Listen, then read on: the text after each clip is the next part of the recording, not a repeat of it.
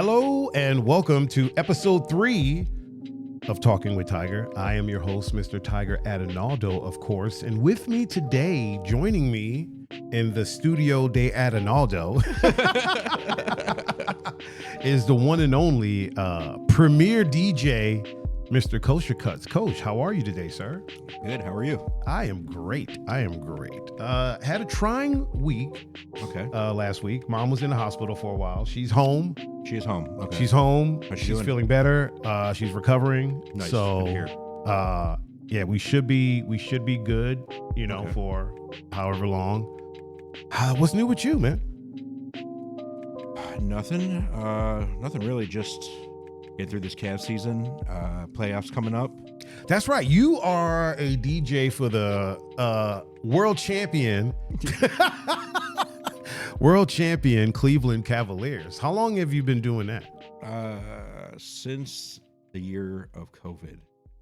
Okay. So okay. that was like 3/4 of a season, and then ever since then. So you started like during COVID? I mean, the year that it was pretty much they stopped having us come to the games or whatnot, or COVID really took over in like March of whatever year it was. Mm-hmm. But that was towards the end of the season anyway. So I think all that was left was the playoffs, and they weren't allowing fans or anybody into the arena for that. So my season was over. Wait, what do you mean they weren't? Yeah. They weren't letting Yeah, people. So there's nobody extra coming into the arena. So it's just the players and the coaches, and that was it. Yeah. I think for the playoffs. That was Okay. So, Huh. yeah, and I don't even know. And so COVID is when you got the gig. Yeah. Now, do you DJ during the game?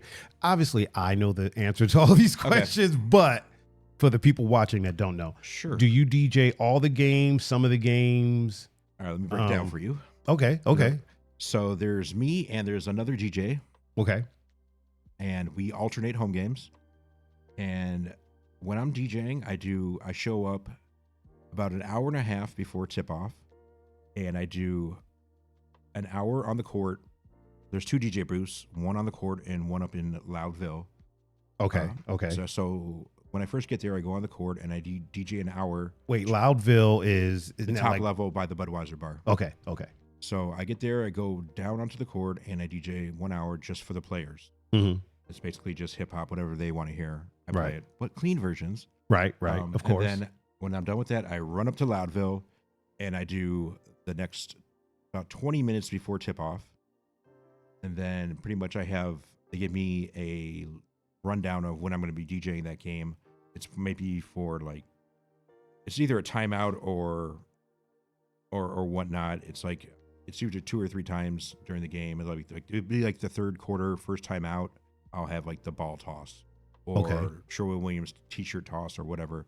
Right. And I also do that, and I do halftime about 7 minutes at the end of the halftime. So Okay. 7 minutes at the end of halftime. yeah, that's good. I could play. I mean, I just trying to rush through mixes real fast. Oh, that's right. They usually have like someone or something performing during halftime. That's Yeah. right. I totally forgot about that. Yeah. And so you play after they get done. Now, is there always a performance during halftime? No, not always. There's sometimes they have like they'll have like the Wheelchair Basketball Association Mhm. play like a short game or something like that. I don't Yeah. know if kids play or they do a dedication to something or whatnot, but it's not always a performer. So Oh, okay. Now, if there's no performance or anything, do you just DJ the whole time? no. So They'll have something. They'll have something to fill up the time. I always have the last 7 minutes of half. So there's always something. There's always something. Yeah. There's never just dead air or nothing going on. Okay, gotcha. Yeah, I didn't know if sometimes they would have. If there's an emergency situation, they might go to me. Yeah. If something's not right or they can't find the performer or someone's sick, all of a sudden I get a text message like, "You're going on right now." Right now. Yeah. So right this minute. yeah. Ready or not. Yeah. So get ready for 30 seconds. Has that happened? Once. And that was just because my boss's computer, who does these sound effects during the game, it stopped working. It crashed, and he's like, "We need you to go on in about 10 seconds. So I was freaking out. I was like, wasn't even ready. So I was like, oh, I don't even know what I found. I just found some song and I started playing it, and I don't know. I probably messed it up or whatnot because I wasn't ready. But he was like, "We need you on right now." My computer crashed, so I was like, "All right, I got you." You know, a lot of people that I know that usually partake in flash drives. That's one of the things they bring up is computers crashing. A lot of DJs that I know that are flash drive DJs, that's one of the things that they bring up is computers crashing. I mean, your flash drive could mess up too. So anything can crash. Yeah. Anything can get it, in my opinion. If you're this is how I look at it. If you're an open format DJ, if you're playing for like a crowd that's not looking for a certain genre of music, like if you're not playing for a house crowd, or if it's just a wide spectrum of people, and you got to play many different genres, bring a laptop so you have that whole library of stuff to choose from. But if you're just going to be doing like a house set for an hour or a dubstep or whatever you're going to be playing, it's a lot easier to put the songs that you're going to play on a thumb drive, have a pre-made set already planned out, and throw it in there, have a record box or whatever you're using, and I can see where that comes in handy, but for open format DJ, it's a lot easier to have your laptop because you never know what you need to play. You have to read the crowd or whatnot, so something might come up, or you have to play a certain genre of music. I'm not going to throw all my music onto a thumb drive. It'd take forever. Right. I don't think they make thumb drives that big, so. Yeah, I don't think they do, to be honest with you. But I'm going to re-cue point all these songs. So. You know what I think happens kind of often is that when we get into the discussion of flash drive versus laptops, I know a lot of promoters that say they don't want a DJ up there staring at a laptop. And I think in their mind, the DJs aren't using the equipment. Yeah. They're just using a laptop. Yeah. I think a lot of people think that way, even though as promoters, that's not true. You know what I mean? Mm-hmm. But I think what they're thinking, or even just random people, I think what they're thinking is, if you DJ with a laptop, or if you say you use a laptop, you're just sitting there in front of the laptop doing everything from the laptop, and not like, to me, my laptop is just a gigantic flash drive. Yeah. That's literally what it is. Screen. Yeah. Flash drive or laptop. If you're using a flash drive, you still got to look at the screen to scroll through and find your song or whatnot, just because it's not, I think they're more like upset with it being like how the screen is so big on a laptop, and it's like might be blocking your face or blocking the view of the DJ or whatnot, because some DJs put it right in front of them. Yeah, I always put my laptop to the side. Yes, so do I. And it's just like, some DJs just put their face, they bury it into the laptop. When I hate doing that. When I was still live streaming the hotbox things, any of the guys that would use a laptop, whenever they would do that, I would tell them like, "Hey man, get out of the screen." Yeah. Like if you want, because they would ask me for advice, so I would say, "Get out of your screen." Also, are your headphones loud enough? Do you need them louder? No, they're good. They're good. Okay. Yeah.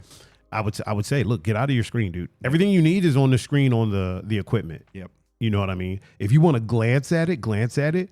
But when you're DJing and you're staring to the side, I'm like, that's what people make fun of. Yeah, there's no need. If you're using CDJs or whatnot, that waveform is right there on the CDJs or the SLI. Yeah, it's literally right there.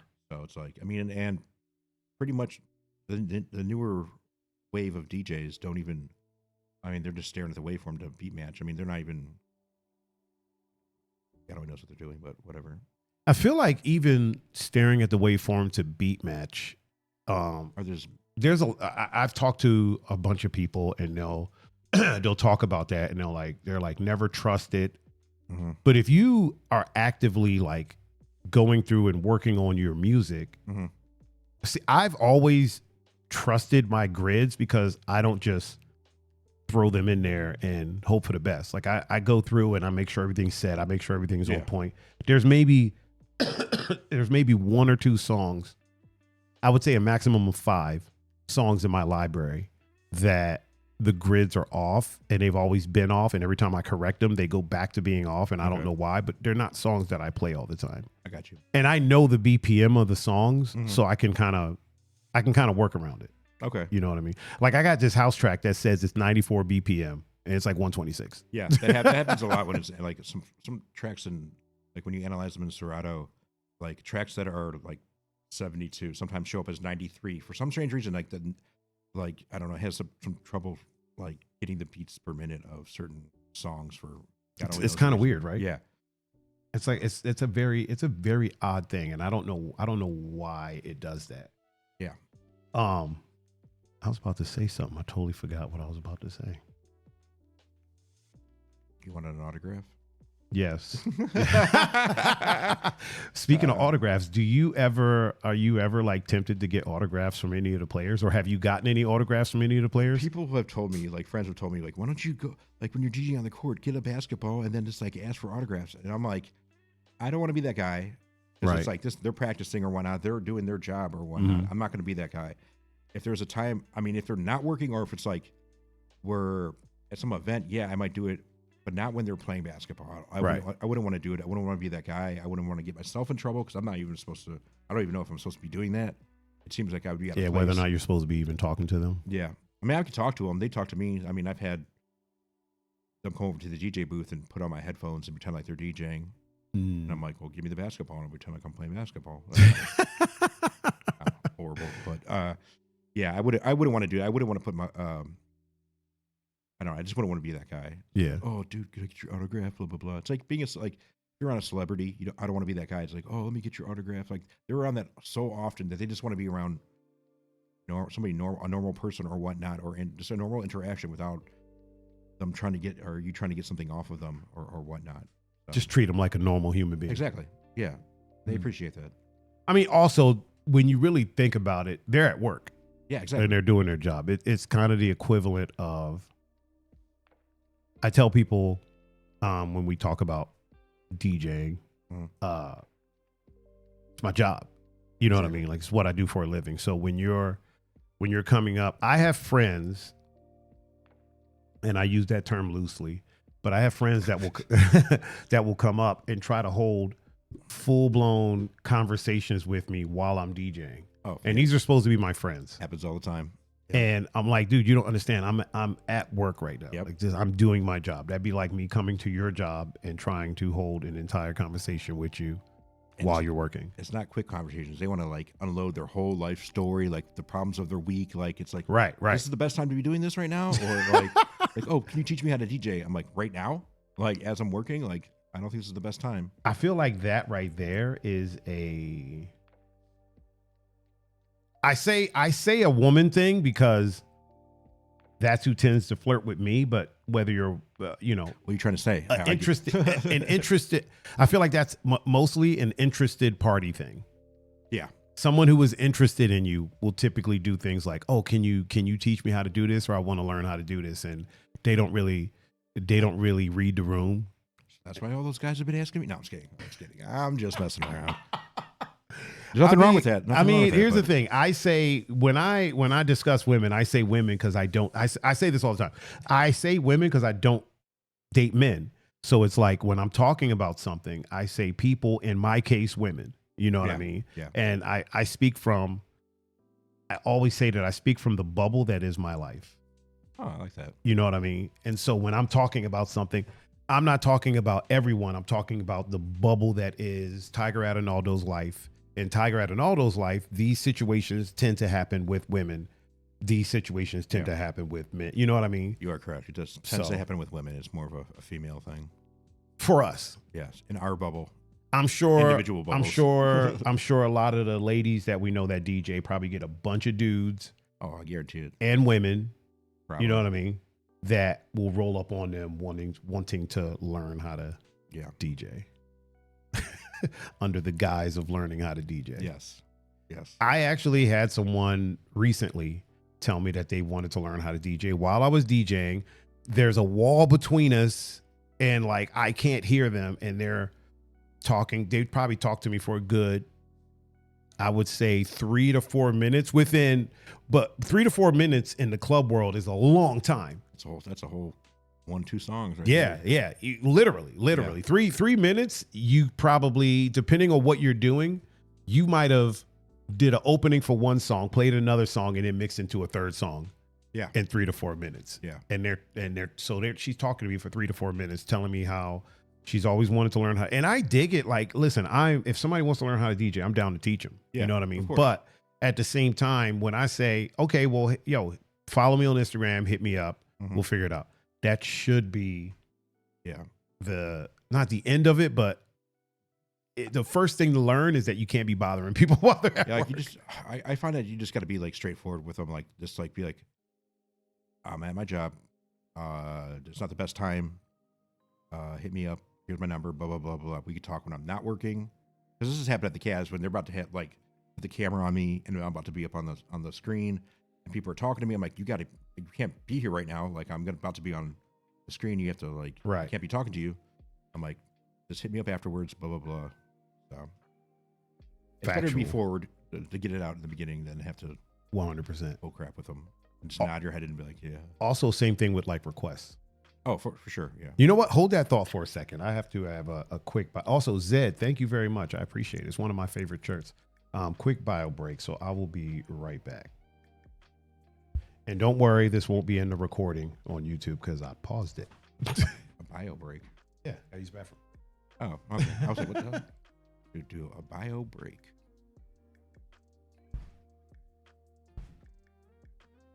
Dropping deuces. No. do.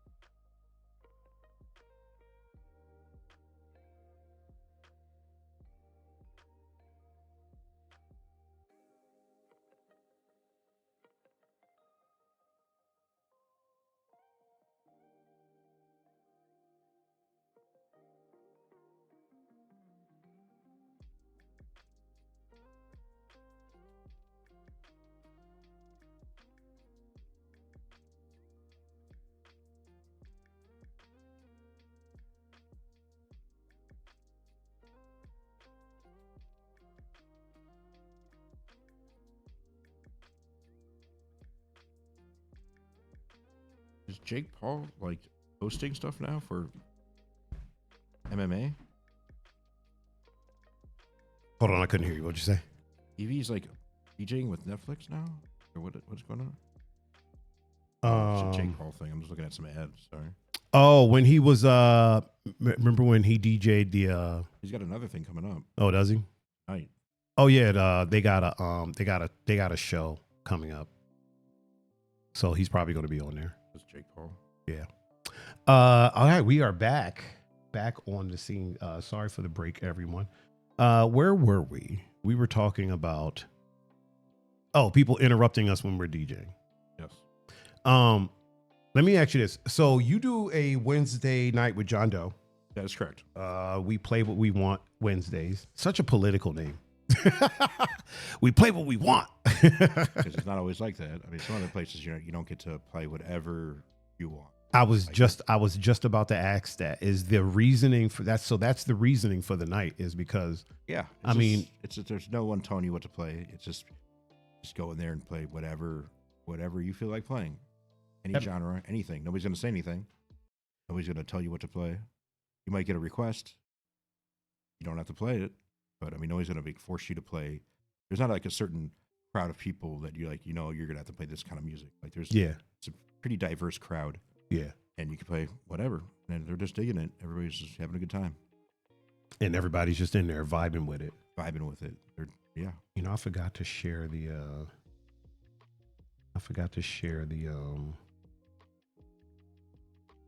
stream on the book. The book, De La Face. Let me do that right now.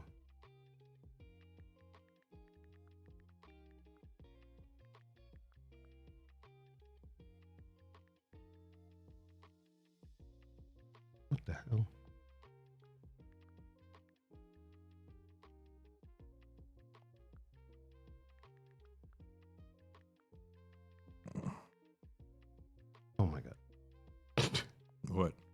So every time I go to tag, right? Mm-hmm. Facebook is kind of weird now. You go to tag somebody, right? And you see their name. Mm-hmm. And then when you go to tap it, for some reason, it loads up a bunch of other names. Yeah. And I'm like, I don't even know these people. Yep. You know what I mean? Like, why? I don't understand Tag why I can't have it just show me the people that I know. Yeah, it's weird. It's yeah. And then if you like click on it, there's somebody else's name. You're like, no, I didn't. Not that person. Right. Like I don't even know them. Yeah. Okay, there we go. We're good. Bet we are solid. Solid. All right. Where were we? Oh yeah. People making requests. That has to be one of the most I don't want to say annoying things about the job, because at the end of the day, like the job it's not an easy job. We make it look easy. You know what I mean? It's not something that you're easily good at, but it's once you're at a point that we're at, like I was telling somebody, I don't even think about DJing. I just do it. It's just like I breathe, just like I walk. Mm-hmm. I don't think while I'm doing it. You know what I mean? Yeah. I just you just do it. You zone out or whatever. Yeah. You just do it. The thing that makes it difficult is the outside elements. interference. Interference. Yes. Definitely. Nobody understands that it's a job. No, And that's it's the weird. weird thing. They don't look, because people don't look at it like it's a real job, and it's like some people it is the real job. Like Right. Because you go to a club, in your like most people go to the club when they're not working, and use it as a release mechanism. We go to the club because it's our job to entertain the people that are looking for a good time. Right. So they look at us like we're there with them, like oh, this is we're just looking for a good time. No, somebody has to be there to make sure you have a good time. Yes. That's us. 100%. It looks like a party, but it's actually a job. Yeah, and that's just the performance side of it is just the easy part of it, I guess. Yeah. So I don't know. It's requests. I mean, it depends on how you handle them or whatnot. There's some people that are whoever the person is that's asking for the song. Like there's cool people there are people that are cool about it when they do it. They'll be really polite and they'll wait to be like in between your mixing or whatnot they understand that you're doing something, and they'll wait for you to like finish your mix or whatnot. But and then they'll ask for requests. But then there's those rude people that demand songs. Oh, it's my birthday, blah blah blah. I just got home. Yeah. Just graduated. I'm going off into the army or whatnot, and I just bought a bottle. I'm like, okay. Yeah. None of that money from the bottle goes in my pocket. Yeah. And if it's a guy asking for a request and it's his birthday, I'm like, nah, dude. But I mean, I do listen to them for the most part. I will listen to what they want to hear. And if I do like it, if it's something different that I haven't heard in a while, I'll play it just because it's like interesting to me. Yeah, yeah. But I don't know. If it's, requests can come from I don't know. You get requests when you're playing hip hop and somebody wants to hear country. Like, you really think I'm going to play like just jump into that? That happens a lot. Yeah, or you're like that happens a hell of a lot. Oh, if you play this song, I guarantee you all my friends are going to dance. Blah, blah, blah. And you play the song and no one's dancing. No one moves. Just clear the dance floor. Nobody moves. Yeah. So, and then they're like, oh, they'll just come back from the bathroom and I just played their song. They're like, did you play it? I'm like, yeah, I just played it. Well, I didn't hear it. Can you play it again? I'm like, I'm not playing the same song twice in a row. Right. Like, come on now. Definitely not. I'll just nod and say I'll get to it eventually, or I got a whole bunch of songs ahead of them, or I'll try. Typically, I kind of group requests into one of a few categories. There's the personal request where it's a song that you really want to hear. And a lot of times that person has been listening to that song all day. Yeah. And then they come into the club and the first thing they want to hear is that song. Then there's the meme song. Yeah. Which is typically like an inside joke between them and their group of friends. Okay. And they're like, oh, you should play this song. It'll be super funny. Yeah. And we're not stand-up comedians, so we're not here to be funny. Yeah. Or it's the personal experience song, where it's a song that something in their life happened and this song represents that thing in their life. And in all cases, people tend to not understand that not everyone else in there feels the same way. I mean, on a typical night, you're DJing for what? 1 to 300 people. You know what I mean? Depending on the bar size or whatever. You know what I mean? So like 100 to 300 people. Yeah, you and your group of 5 people may get the inside joke. Yeah. But the other 300 are going to look at me like I'm crazy and be like, what the hell are you doing? And then a lot of times the response is, oh, it'll be funny. And I'm like, I'm not here to be funny. Like, I'm not here to, we're not here to crack jokes. Yeah. You know what I mean? Like, there's ways of being funny while you're DJing that work. But then at the same time, if nobody gets the joke, then it's not funny anymore. Exactly. You know what I mean? It's, or you get the person that has like, you play the song off my phone, or like, I just made this song, a personal, like some guy that just made a song, or he's a rapper and he wants to hear his song. You play this, just made this. I'm like, yeah, I'm going to play a song I've never heard before. That one is typically the worst for me. Yeah. Like, I can't play songs off your phone. I haven't heard it. I don't know what it sounds like. I don't know what's on it. I don't know if you're screaming anti-government stuff or kill the, I mean, something like, I'm not, no, I can't do that. Like, I'm not just going to go that's not unknowingly play a song. That's definitely not the move. No. That's definitely not the move. No. I personally would never. Yeah, I've never done it. Never even tried. I don't think that. Yeah, that's not. That is not the move. And you'd think like if like there's so many people, so many DJs that say like no requests, or people would find out that there's like no, don't ask the DJ a request. I mean, like it's all over the internet. Like if you see like no requests, there's T-shirts that say no requests, and there's like neon signs that people have in the DJ booth that says like whatever, don't ask the DJ for a request or no request. But yet, without a doubt, there's always someone that comes up to the DJ booth and wants to hear. Yeah, nobody listens to that. Yeah. Nobody listens to that at all whatsoever. Yeah. They just do what they want. Man, whatever. I mean, you got to be in good spirits about it. Like sometimes, as much as you get annoyed by it, you still got to put on a smile and be like, no, I can't, or I'll get to it, or whatever you're going to say to them.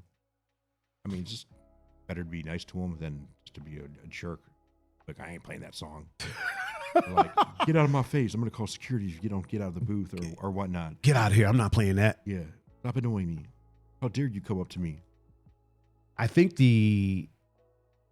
for me, a lot of times I get a lot of, so DJing out on Put in Bay, I get a lot of like, because I mean, here's the thing. It costs money to be out there.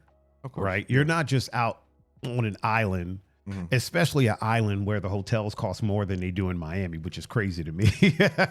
It's crazy to me, yo. Really? Yeah. Oh, so one time when I went on a cruise with my family, I got my hotel in Miami kind of last minute, like a maybe 4 or 5 days before I flew down there. And my hotel was like $90-something a night. Yeah. It had a separate bedroom. It had a kitchen. It was like a suite. It had a living room. Yeah, it was basically a suite. Okay. Right.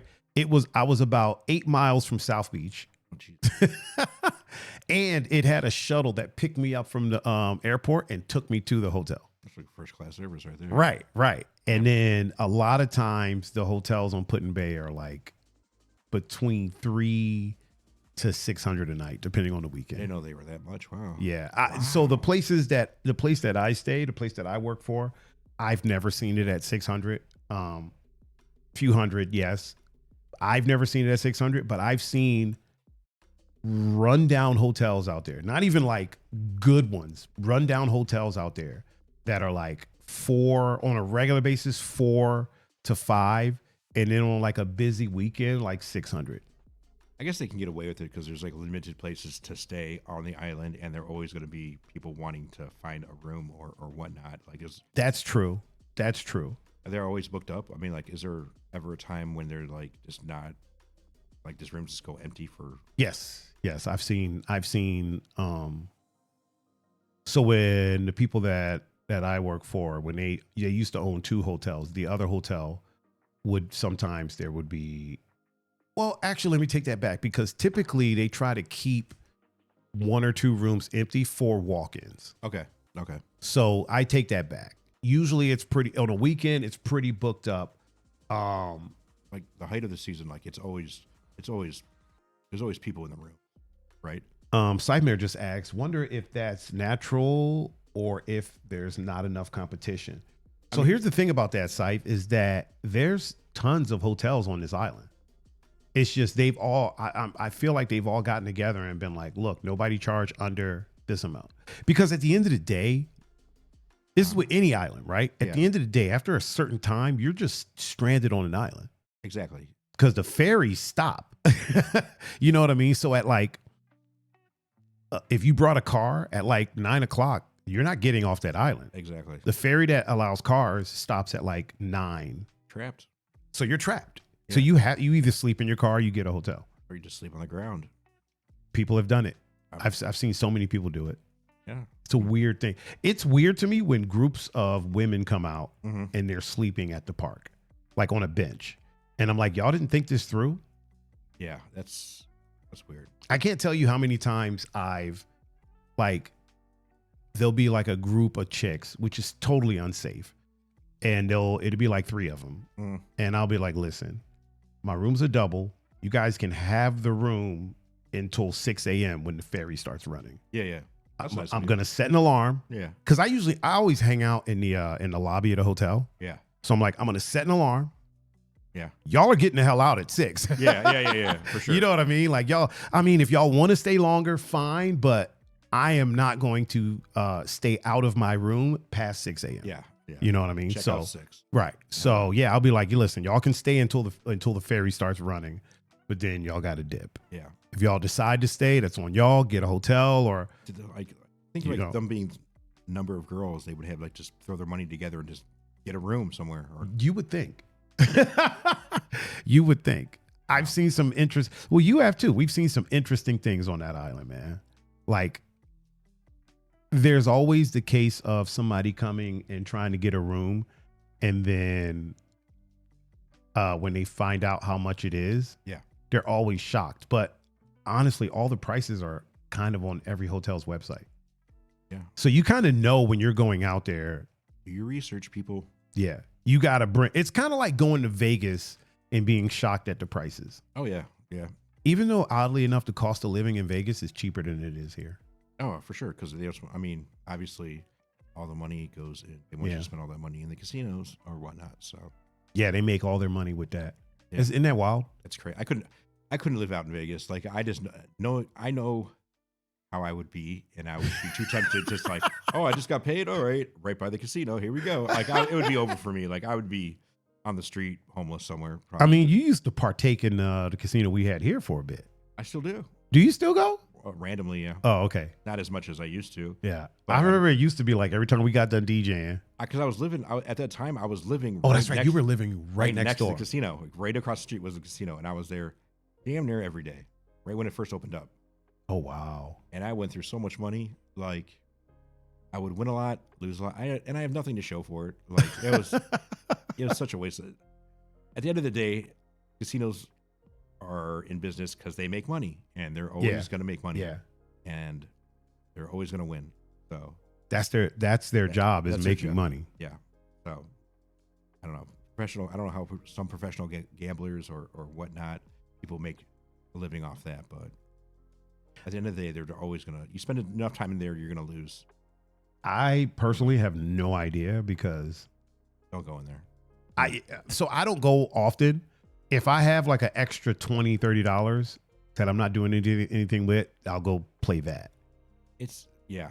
$20, $30 is not like, it's money. And if you lose it, you get upset about it. But if you go in there with like some money and you think you're going to win and you think, and you lose everything, like it's horrible. I mean, like it's depressing. Like it ruins your week, your month. Because you're like, oh, I could have used that money for rent. Damn, the whole week? Like, you could use that money for rent, groceries, and now you have no money and you don't know where you're going to eat. Because people like will spend all their money and leave themselves with nothing. So Damn.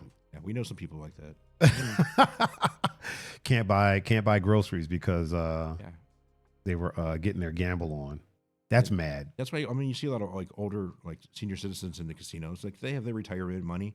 They have nothing else to be spending their money on. It's like, all right, I'll just go in the casino and gamble it all away. screw their grandkids or screw their kids. Like, what are you gonna say? They earn that money. It's theirs. They can do whatever they want with it. I mean, that is true.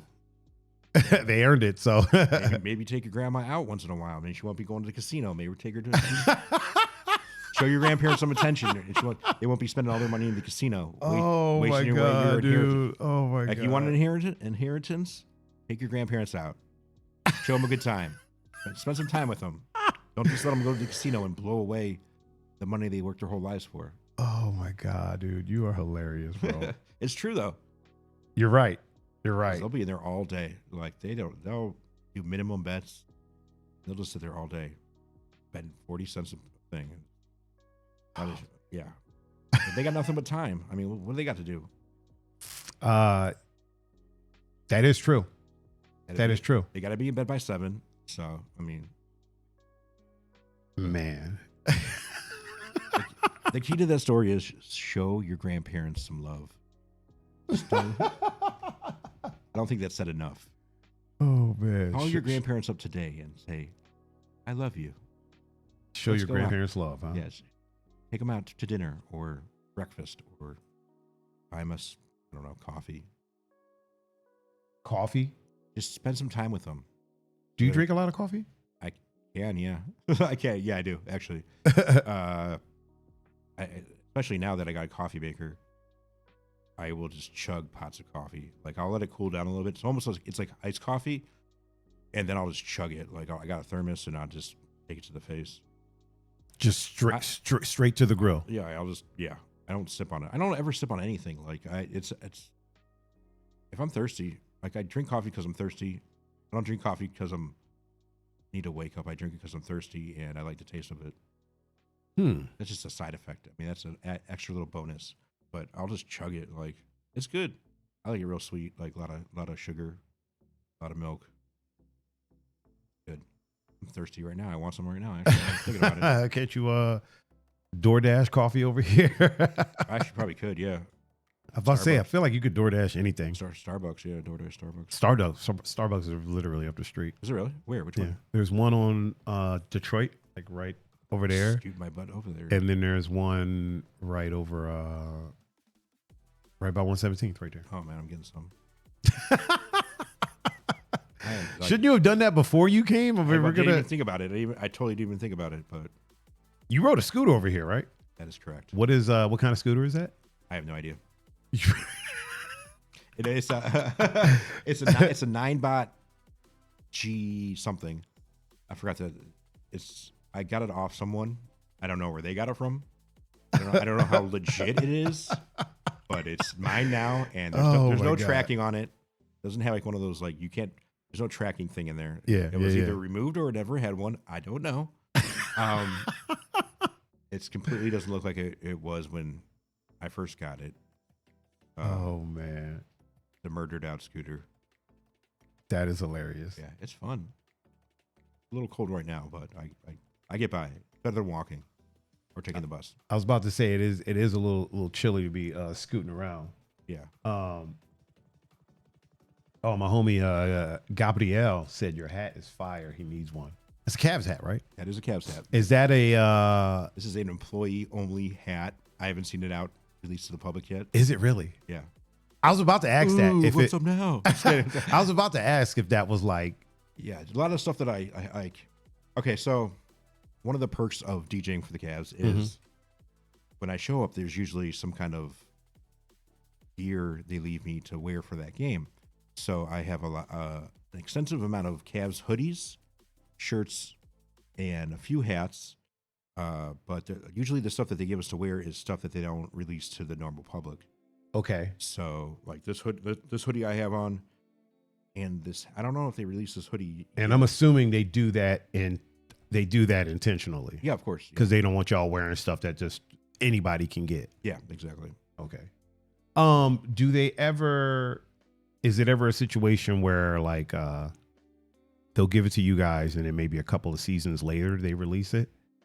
I really don't know. I don't really keep track of I don't know. I really haven't seen some of the stuff, like a majority of stuff that I've worn, except for when it's like the city edition, as when they have like the they change the font up, and it's usually like the powder blue, the light blue hoodies and or whatnot. People seem to like those ones a lot.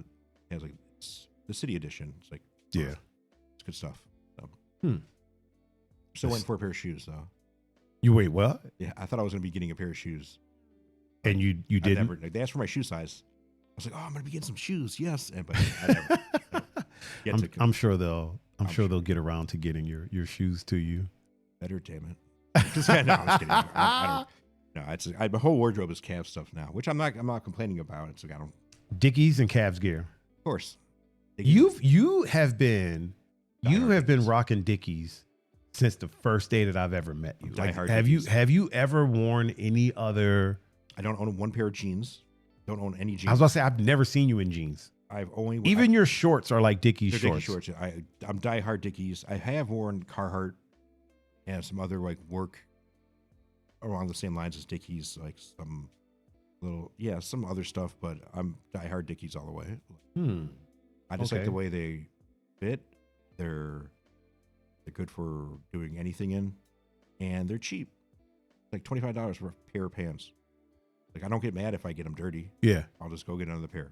Yeah, yeah, it's easy. It's not like I'm spending $150 on a pair of jeans that somebody spills something on them. I'm not going to want to wear them ever again. Like these are fine. They have many different colors, all different styles. That's the worst. Like you get a crispy pair of pants or something like that, and somebody spills something on them. Yeah, yeah. And plus, I live right by a store that sells a ton of Dickies stuff. So, do you really? Yeah, there's like a work. It's right on Lorraine over there. It's like it's called some work. I was about to ask, what store is that? And it's huge inside. It's huge. They have like everything. Dickies, Carhartt, all that stuff. They sell stuff for the police. Like they sell uniforms for the police, the firefighters. They have all that stuff. It's like a uniform store. So, but it's humongous. It's been there forever. Oh, that's okay. Yeah. I know where you're talking about. Not on 117th. Oh no, Different. different. Yeah, a different one. This one's like humongous. Oh, okay. It's ginormous. Huh. Yeah. I always wonder, because I always see those type of stores like off in a cut somewhere, and I never see people in them. Yeah, that one on 117th, there's hardly anybody in there. How do they stay in business? I don't know. Like, do they get grants or something like that? I don't know, because the stuff in there is super cheap. It's like they have stuff that is like $1, $2. Right. And how are they paying rent? I don't know how they're paying their employees. Like, I don't even know. Like, oh yeah, I didn't think of that. You got to pay your employees. Yeah, like the guy that owns the store further down Lorraine, he does a side job of custom printing and embroidery, and then he makes uniforms for the police and the fire department. Any city worker gets their uniform from him. Yeah. So, Texas soccer mom's here. She said, money laundering. Yes. Yeah. I feel like that could definitely be. Of course. You know, that it's always wild to me. Like I'll see businesses, and the first thought in my head when I see them is they got to be laundering money. Yeah, because it's some random business that doesn't fit in with anything else. Yeah. It's like, why is this here? It's like they're selling. God only knows what they're selling. Like, let's just say, computer repair business or you know those ones that you see up right down the street. Like, how are these places staying in business? Because there's never people in there. Exactly. Like we sell LED lights, and there's never. Awesome. So I frequent those. Well, I used to frequent those places a lot, and anytime I would go in, number one, there's never really customers in there. Number two, all of the hardware that they have is so expensive and typically a bit outdated. Yeah. So it's never like the super latest of anything, it's. Yeah, I mean, they could sometimes over retail. They could be doing a lot of business online. I don't know, but I doubt it. If they have like their computer equipment's outdated, or it's overpriced. I mean, to be honest, why would you order from a local store when you have Amazon?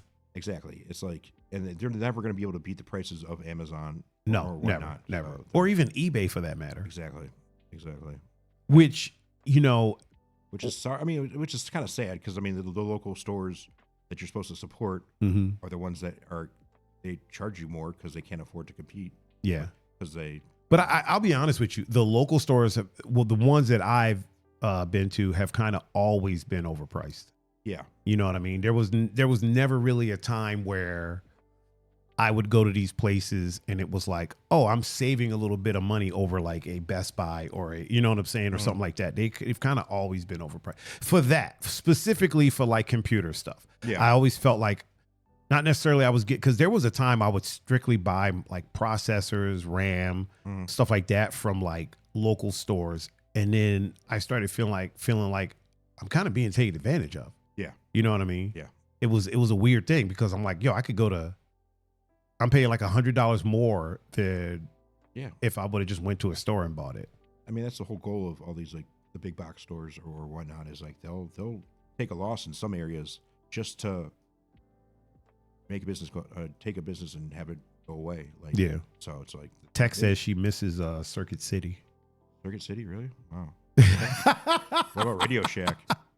Oh man. Radio Shack was good. Yeah. Radio Shack was really good. Huh. All right. I feel like isn't Radio Shack still around? I don't think Didn't so. Nick Cannon buy Radio Shack? Nick Cannon bought Radio Shack. That's probably why it's not around anymore. Could be. Well, he bought it. I think it is still around. I want to say it is. There's a Radio Shack somewhere. He'd have all his kids employed Jesus. at the store. That dude has a lot of kids. He needs to have his dick cut off. See, here's my opinion about that. Tubes tied or whatever the hell they call Here's my opinion about that. From all accounts, the dude is active. He's an active parent, yeah. And he's an active parent. Just likes to have sex. And also, and he likes having kids. Yeah. It's not that he just likes having sex. He likes having kids he admits specifically. All his kids. He's not like denying any of them. Like, that's not my kid. Blah, blah. Yeah, no, never. I never could be once. Nick Cannon's kid. I don't know. Right. I mean, he'd probably be like, all right, come on. Oh, my God. Join the squad. Yeah, the dude is just, I mean, the dude is highly successful. He has the money. Oh, Texas says she doesn't care how many kids someone has as long as they can afford them. I 100% agree with that. Yeah, that's true. I feel like I've seen a lot of people going at Nick's neck, and typically it's people that aren't in a position that they could do the same thing. Mm-hmm. A lot of them are, for some reason, a lot of women that are mad at him, calling him disgusting, things like that. And I don't understand it because he's not having these kids from one night stands. He's having relationships with these people. They have a child. Yeah. If the relationship doesn't work out, okay, cool. That's still his kid. Yeah. And he tries to keep everybody close. Yeah. Like he's like, look, you got a house, everything's paid for, like you're good. If I'm not mistaken, I don't think anybody is getting him for child support because he's already paying for everything. He's a stand-up guy. I mean, he does what he's supposed to do as a father. I mean, like he is there for his kids. Yeah. Tex said the women getting with him know what they're getting into. Yeah, yes, absolutely. I absolutely agree with that. 100%. Mm-hmm. Also, hello, Tex. How are you? It's kind of like the same thing with Neo. You heard about Neo? Mm-mm. Neo has the singer, the R&B singer. Neo has 2 to 4 girlfriends. Okay. And they all know about each other. They all hang out with each other. You know what I mean? That like a polygamist. Yeah. Okay. Yeah. Which is here, and here's why I think some people have a problem with this. All of the polyamorous relationships that I've personally witnessed, right, has been. I mean, I got 13. I'm just kidding.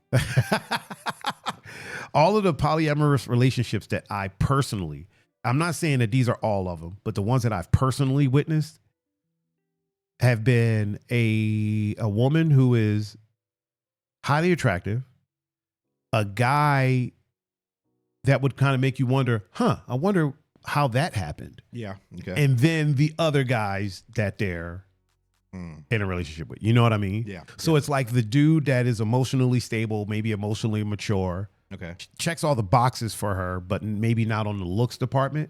Okay. And then she dates the guys that she's actually attracted to because, to be honest, most of them ain't shit. Yeah. Okay. So those are the ones that I've witnessed, right? All of the poly people that I know, and like we know them. We know a lot of the same ones. Find everything they want in one person. They just like. Well, so okay. I'm not trying to put names out there, but typically, again, these are the ones that I've witnessed. It's been people who are, I don't want to say womanizers, okay, but those are usually the side dude, the extra guy, and then the boyfriend is typically like the nice guy that doesn't want to create any waves and just kind of, it almost feels like they pursued this person. Uh-huh. And when she was like, okay, but here's the deal, right? Yeah. They were like, all right, I guess I'll go with that without fully knowing, you know what I mean? Because a lot of the situations that I've witnessed tend to crash and burn pretty badly. Okay. On the relationship side of it, not the extra person. Yeah, I can see. Because the extra person's just doing what they're going to do. Extra, yeah. But on the boyfriend, at some point, tends to be like, you know what? This isn't the move. Because I mean, if you're the boyfriend or whatnot, like you want that to be like just you. That's you. I mean, like you're in a relationship that you don't want to share. Right. Yeah. Or she doesn't. I mean, like, then you feel like inadequate. Mm-hmm. It's almost like a self-esteem type of thing. It's like, why is she going to someone else? What's wrong with me? Right. So then it's like, I can understand that. Yeah. So it's like, I mean, it's kind of like it's kind of like a selfish thing to do as a woman. I mean, as a man, it's selfish. You know what I mean? I mean, if the woman's trying to get this. Yeah. No, I'm saying like even if you're a dude and you're doing the same thing. Yeah. Now, in the case of depending. Now, if everybody's under one roof and everybody's getting along and everybody agrees to what's going on, that's a different thing. But if you're kind of using your looks, fame, whatever to kind of con somebody into being in an open relationship or a polyamorous relationship, that's a bit weird to me. You know what I mean? Like, I would never want to be in a situation where I'm dating a chick and then I'm also seeing this other chick. Yeah, I would never do that. But then she can't go out and do whatever she wants to do. You know what I mean? Okay. That'd be kind of selfish. Like, I was always, unless I was providing 100% of everything, which I think Neo is doing. I think Neo's like providing, housing, food, money, whatever. In that type of situation, if I'm a millionaire and I'm like, I want to have a few girlfriends. Yeah. I would have the conversation. This is what I'm looking for. You know what I mean? I would just feel guilty. I just couldn't do it. I mean, like, I just couldn't. There would always be someone that would get less of what I was giving out. I mean, I couldn't have equal love for each person. Like, there's always be someone that I would just kind of like, all my love would be with one person. And then I don't know, the leftovers would just be like, I don't know. I couldn't do it. Like, Tech said that's because the relationship person realized that they're a cuck and funding the partner's other relationship. Yeah, usually the relationship dude has low self-esteem and is willing to put up with stuff to keep the girl around. So those are the texts. Those are the ones that I have witnessed. Are there like the women, like, I mean, are women or men that got the ones that are they have multiple boyfriends or girlfriends? Are they like narcissistic? Are they very controlling? Are they? So I wouldn't say that they're controlling. I wouldn't say anything like that. Manipulative or I don't think so. I don't really get that deep into the relationship, so I don't want to make any false accusations on people. It's just the thing that I've noticed is that they're and beauty is in the eye of the beholder. So who am I to talk about what someone looks like? It's an odd matchup when you look at the attractiveness of one compared to the attractiveness of the other. In my eyes, I would see it and think, oh, that's an odd matchup. You know what I mean? Well, when you look at, like, let's just say a lesbian. Let's go with lesbian couples. Okay. There's always for the most part, what I've seen is like you have the super. Oh, John Doe is in the chat. What up, John? What's going on? He said, check your messages. Okay, what were you saying? I don't have any messages. Oh my God. He didn't send me anything. He said you didn't send him anything, sir. Yeah, so resend that. I got really bad reception here, so.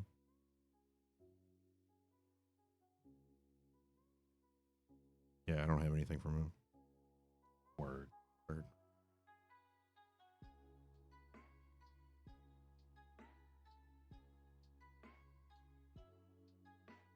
Oh, that's why, because I can't get any. I don't, for some sort of reason, I don't have any reception.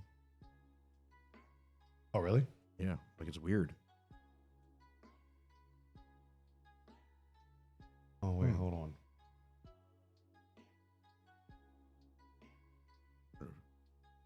That is weird. As soon as I got into your house, like, reception ended. Just went to crap. Yep. I got a blocker in my house. We kidnapped you. if it's important, John, just wait a little bit or text it to Tiger and then he'll send it to me because I got no reception. So I don't know.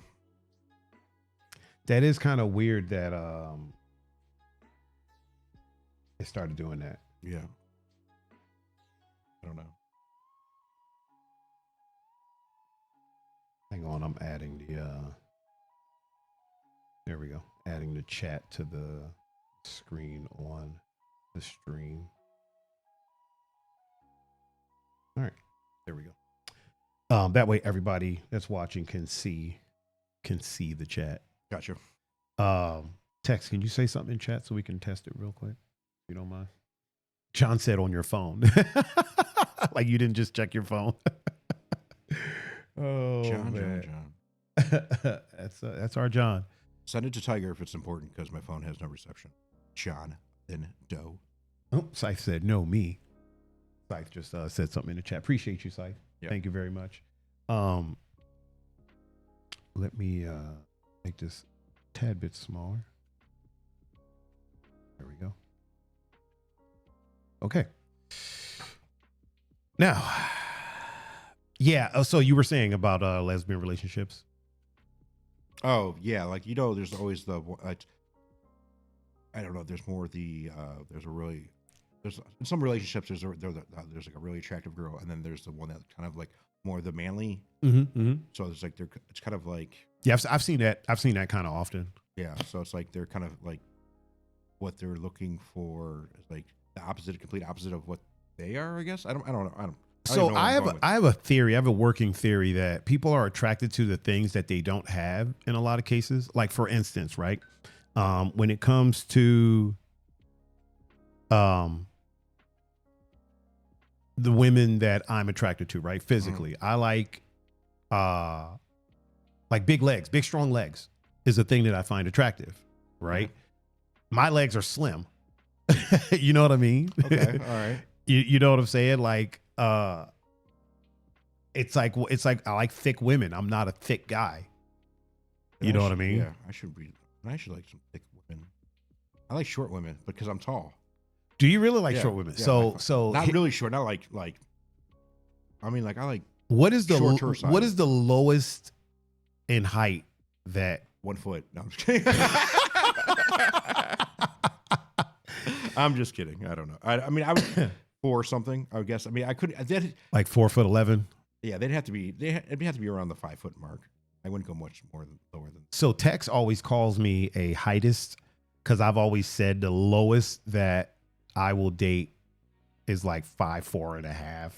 5'5" is. I would love to. I dated a woman that was like 6'3", and I would love to date a woman that was as high that eye level. Oh man, it'd be great. Conversations would be awesome. But those are few and far between. I mean, there's not a lot of girls that are the same height as me that I come across. Yeah, you're what, 6'4"? 6'5.5". You're 6'5"? Yep. That's right. I had no idea. I wonder how tall I am. You're probably around the 6'5" mark. You're probably the same height as me almost. I'm guessing. I've always thought I was 6'3". Maybe I'm 6'4". Maybe. Holy crap. I'll be shrinking soon, so. I don't think that's a thing anymore, yo. People do shrink. No, as they get older, they shrink. They do, but I think that was like an older thing. Oh, okay. I do drink milk, so maybe I want to. Gotta drink your milk. Yeah, I these days, I mean, it's whatever. 5'3" fine. 5. Don't get mad at me, Tex. People that are 5'3" are fine. But yeah, I feel like tall women don't get as much love without being fetishized. You know what I mean? Oh, I see. I know what you're talking about. Yeah. Like tall women get love when they are a fetish. You know what I mean? Just like big women get love when it's a fetish. Okay. You know what I'm saying? And here's the thing that's strange. Somebody one time tried to tell me that I like big women, and I was like, no, I don't. And they're like, yeah, you do. I'm like, no, I don't. They're not like big women. They're curvy. Well, they're proportional to me. Okay. Yeah. You know what I mean? Yeah. Like, Buff Kelsey, right? yeah, she was a big chick. She was a big muscular chick. But to me, she didn't seem that way because I'm like, she was like 5 whatever, but I'm way taller than her and I'm bigger than her. You know what I mean? Yeah. Like I'm 6 foot. Apparently, I'm 6'4". Yeah, You know what I mean? Yeah. Apparently, I'm 6'4" and I'm 200 and something pounds. Like me being with a tiny human being. Wow, that's great for her. A teeny tiny human being. Yes. Yeah, it's great for her. Like me dating someone that's 5'2" and like 80 something pounds. It's great for her. She feels protected. She feels safe. Yeah. You know what I mean? At the same time, the reverse of that, if we get into an argument and I get upset, let's say I get upset and just walk off. I don't really be getting upset like that. But at the same time, if I did, now she feels unsafe because I'm so much bigger than her. And if I wanted to, I could throw her across the room. You know what I mean? So I need to go out of my way to talk in a way. Like I've dated women that small. You know what I mean? I got to go out of my way to talk in a way that's like to make sure that she doesn't feel threatened. When typically I like to just have a conversation. Let's just have a conversation, talk it out, call it a day. A lot of times, I get yelled at, I get screamed at. I've been swung on. The only time I've ever been swung on was I was dating a woman that was 4'11". That's the only person that has ever swung on me in a relationship. 4'11". 4'11". Okay. I was probably like 19 at the time, but I was still 6 foot, whatever I am now. But yeah, she's the only person that ever swung on me. Wow. In a relationship. Really? Yeah. Yeah. Wow. And I've dated like 5'10" women that lift heavy weights and they've never, ever, you know what I mean? I've dated women that trained MMA and they've never swung on me, but she's the only one that swung on me. Wow. And I had a mouthful of blood. Like she popped me in my mouth and I was laughing because the way she ran away, it was so funny. She looked like a elf just running away. Wow. That's funny. She kicked me one time in a car. She was driving. She stood up on the seat and roundhouse kicked me in the face. Nice. Roundhouse kick you. And I laughed about that because I'm like, how the hell did you stand up in this car and kick me? It was like a Geo. Remember those cars? Geos? Geo Metro? No, it was a Storm. Geo Storm. The sports. That's the sports version. Yeah, the Geo Storm. So sorry to switch subjects real fast, but I figured out why my phone's not working. Oh, why is it? It's because I didn't pay the bill. Oh. Yeah, so now I just got, that's if you're wondering what I'm doing over here, I'm trying to pay the bill real fast while I'm over here. You hear that, John? Text him in a minute after he gets done paying the bill. Julian, what's going on, man? How are you, good sir? My bad.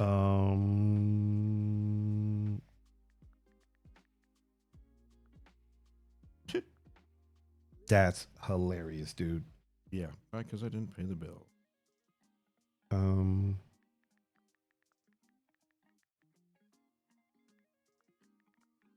That is so funny. Yeah. So didn't pay the bill. Didn't pay the bill. And that's why it's not working. So when did they cut it? Like on your way over here? Yeah, pretty much so. Like, yeah, because it was working. Like, wow. So I have mine down to a science. If I don't pay the bill, right, I know that I have, on the day that it's due, I know I got 3 days. Well, so there's a 10-day grace period, right? And then after that 10 days, there's like a 3-day time where like they'll try. I know on that third day at 2 a.m. So at 2:05 is when they cut it off. Oh, wow. Okay. Yeah. I got it down to a science. I got it down to a science for that, and also for my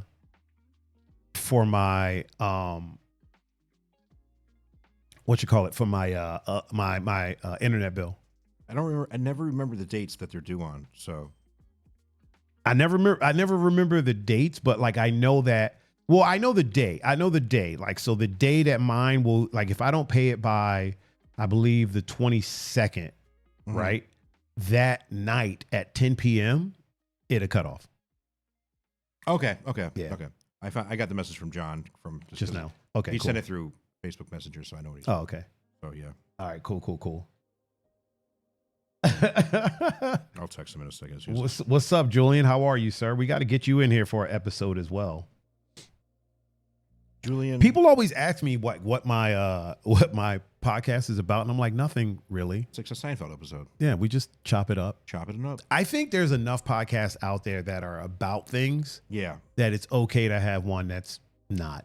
I think it's. I mean, I like it how it's like an open format podcast. Yeah. So it just touches on everything or whatever we feel like talking about. Whatever comes up. Yeah, we talk about whatever we want. It's like Judd's, but podcast. We play whatever we want. We talk about whatever we want within the guidelines of Thaiger's bubble. Yeah. The bubble that is my life. Yeah, the bubble that is Thaiger's life. It's an interesting bubble to say the least, man. To say the least. You think it's a big bubble or a really, really, really small bubble? Like or in between? Huge bubble. Huge bubble. Yeah. So I tend to not there's a lot of people that they say they have a small circle. I don't ever want to have a small circle. You know what I mean? I want my circle to span the globe. Now, I think they mean like the people that I hold really close to me. Yeah. Obviously, that's a bit smaller, but even that, I like the fact that I have close friends in other countries. You know what I mean? Because for me, and again, I talk from the bubble that is my life. For me, I enjoy the fact that I can go to England, hang out, chill. If something goes wrong, I have someone there that I can call and be like, this is happening right now. I need help. And they'll be like, I got you. Okay. You know what I mean? Or I can go to, especially honestly, working out on the island. There's a lot of international people that come out there. Yeah. I don't know if it was like that the last time you were out there, but like nowadays, a lot of like Bulgaria, Romania, Mongolia. Like and then when you're out there with them all summer, you become pretty close. I got close friends that I visited, you know what I mean? Like in Mongolia and in Bulgaria, I've been to the Black Sea, you know what I mean? And I like the fact that my circle spans like the globe. And I understand the sentiment. But when I hear people say, oh, I keep my circle small, the first thing I think is drug dealer or some type of activity that's not too savory. I mean, it's like how celebrities are. It's like the people you surround yourself with should be small, people that you trust the most or whatnot. Like LeBron James, like the people that he has around him all the time are like people that he's grown up with. Like, yes, 100%. 100%. At the same time, I'm not rich or famous. Yeah. So I mean, like, they ain't robbing me for nothing. You know what I mean? Yeah. I mean, like I understand what you're saying with like the big circle, but I mean, I'm the other way with like I have a few friends or whatnot, a handful of people that I could trust with my life if I want, like, that I can count on, that I know they're going to be there. If I need something from them, if I need them to do something, life or death, they'll be there. Right. I also have friends that maybe they're kind of like, they might be there or might not, but I mean, they're friends. And then I have just people that blow smoke on my head. Right. So. Right. I mean, I feel like we're saying the same thing. Yeah, we are. Kind of. Because your circle expanded every time you. I'm just saying, yeah, but the people that I could trust, I don't have people that I could trust that are in England or Bulgaria. Well, I mean, not at the moment, but you will. Yeah. I look at the circle kind of like when you shine a flashlight, right? The brightest point is in the middle. Yeah. And then there's another layer. It's a little bit dimmer. But I couldn't count. And then there's that outer layer that's like real dim. Yeah. You know what I mean? And those are the people that are blowing smoke up your ass. The little bit dimmer one are your friends, give or take, seeing what's happening. And the brightest spot are the ones that you can trust with your life. Yeah, and usually the ones I trust with my life are the ones that I'm around all the time. That are like that I see how they are on a daily basis. Yeah, pretty the much. bright spot. Yeah, the bright spot. Yeah. So when I look at my circle, I don't just look at the bright spot. I look at the spot that's a bit dimmer as well. Okay. The outer ring, fuck them. But I mean, I do have people that live in different states or whatnot that I hit up if I'm out of town or whatnot to see how they're doing, or hook them up with some kind of like if I'm going to that state or whatnot, if they have a hookup on somewhere to stay or whatnot or a gig or something. I'm just not a believer of everyone that I I don't have any friends. mess with is like right here. You know what I mean? Okay. I've met some people that everyone they know is like right on that block that they're on. You know what I mean? And that's wild small. to me. Yeah, that's like you need to venture out and explore. Right. My mom was working at a housing neighborhood, and because of that, they gave her a townhouse. Mm-hmm. We're in the process of moving her stuff out of there back to the main house, but she had worked there for a few years, and like I would go over there and meet people, and like this is in the quote unquote hood, I guess you could call it that. And I would meet people, and they would be like, "Yo, where are you from?" I'm like, "Where am I from, or where do I live?" And they're like, "Where do you live?" And I'm like, "Lakewood." And they'll be like, "Where's that?" And I'm like, "Dog, it's a 30-minute bus ride." Like, what do you mean? Where is it? Like, and I honestly met people that have never been off their block. Yeah, I mean that's a comfort thing too, because like you look at, it's almost like you look at like they're outsiders or whatnot. It's like it's a comfort thing. It's like I would never. There's some places that you know that you just don't go into, or you just don't venture into. Yeah, that you don't belong. Like, right. I mean, like I'm saying, like maybe like economic status or whatnot that I would never like walk around, or I mean, it could be a really really snobby rich neighborhood or something like that, or it could be like a really poor neighborhood. I mean, just some places I just know I'm not going to feel comfortable. So it's a comfort thing. So, and that's how I used to be. Like I used to live when I was living downtown. My whole world was downtown. Was pretty much a 4-block radius. Like really, like, when I was living on East 4th, like my whole world was East 4th to West 9th, and then maybe to East 9th. Like because I was just everything I had to do was right there. I lived, worked, everything I needed was right in that little circle, that radius. TG says sounds like a big circle to me. No, TG is a small person. So. Yeah, what's up, TG? Yeah. Oh my God, dude! Just can't be popping up saying stuff. Like the blue. Oh boy. Yeah. Please continue. So, yeah, I mean, like, you just threw me for a loop. Oh man. Yeah. So like, yeah, it's a small circle for me, a big circle for TG because he gets like 3 steps for every 1 step I take. So. Also, speaking of TG is the one that made the opening song. Did he really? Yeah, the opening song. Yeah. Oh, that was dope, dude. I was going to ask you who made that. This one? Oh wait, it's not playing. Here again. Yeah. It almost has like this is a TG original. It sounds like he made this one too. TG made both of those. His is very like. But this one, I love this one. Yeah, that's dope. Who does it sound like? It sounds like TG. Does sound like TG. But I'm saying like it reminds me of. It's good. They're excellent. I really like those. Good job, TG. You said that stuff to me. I mean, you're not doing. I can play it out tonight at whatever I want to play. I literally hit him up and I was like, no, those are dope. Those are some dope songs. I was like, Julian said the track sounds like Adult Swim. It does have an Adult Swim vibe to it. Yeah, it definitely does. It does. It has like Mad Lib-esque Dilla. Yeah. Dilla type. I literally hit him up and was like, hey man, I would like to ultimately use nothing but for anything that I do, nothing but music that my friends make. That'd be dope. You know what I mean? So that's like what I would like to do. And TG has thousands of beats. Does he really? Okay. TG has so many beats, dude. I like to hear him. TG has. I want to hear them all. TG is like. TG has so many beats that if you sat and it would probably take you all day to listen to a good amount of them. Okay. And you probably wouldn't get through all of them. Okay. Well, he doesn't let me listen to any of them. So. Have you asked? I haven't seen TG in a minute, so. I mean, he's been doing his thing, man. TG, feel free to send me some beats or a link to your beats. TG, feel free to send me some more as well. No, not Thaiger, me. I got some YouTube videos that I'm working on, and I would love to incorporate them into the videos. I would like to incorporate. And the them. crazy thing is, I make beats, but I can't make anything for myself.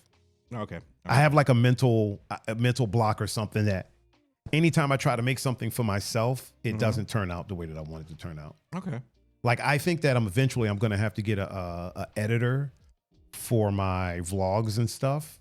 Okay. Because if I edit for someone else, I can make it dope. If I edit for myself, it's super basic.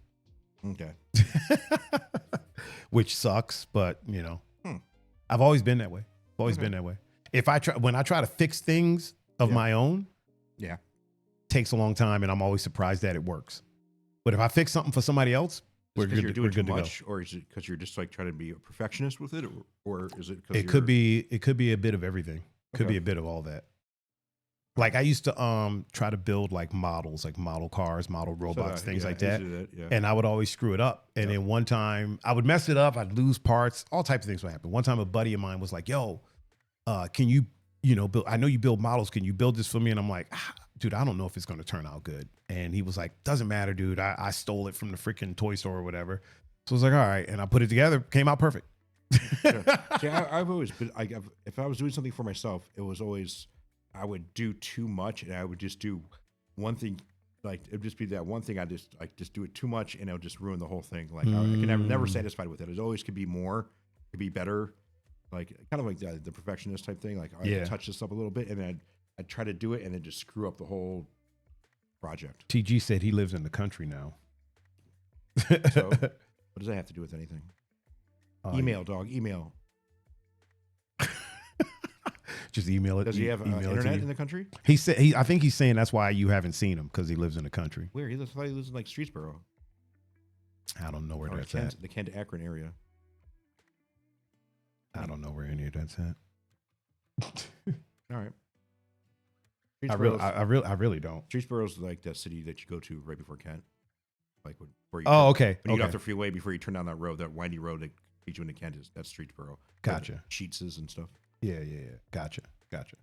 To be with you. I tend to not. I don't know why. I don't know where places are. I just know that because I went to Kent, and I applied to work at that Sheets when I was younger. Wait, what Sheets? Sheets when you get off the freeway on your way to Kent, or before. It's in Streetsboro. It's like right there off the freeway. There's a Sheets. The whole line of like there's a whole road just full of like stores right before you have to turn down 43 Kent. So gotcha. Route 43. Route 43. Long windy road. I never know like what we are like passing through. Are you like as a passenger? Raven said what up to me, and then he said what up Josh, but I think he meant Kosh. Oh man. Josh. Yeah, I think he meant Kosh. I'm pretty sure he meant Kosh. JKs are right next to each other. Keyboard.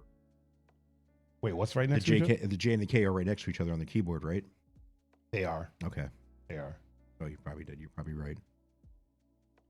Oh, hold on. I'm trying to make this smaller. Where the hell is my...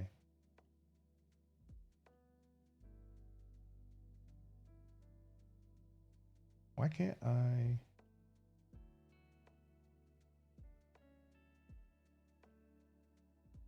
There we go.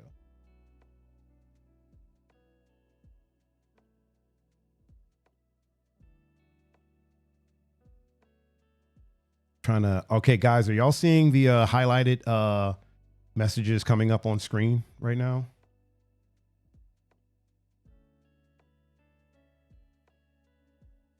What highlighted messages? Yes, they are. Okay. You know what I got to do is I got to should have this sponsored by Starbucks and have coffee just on point here.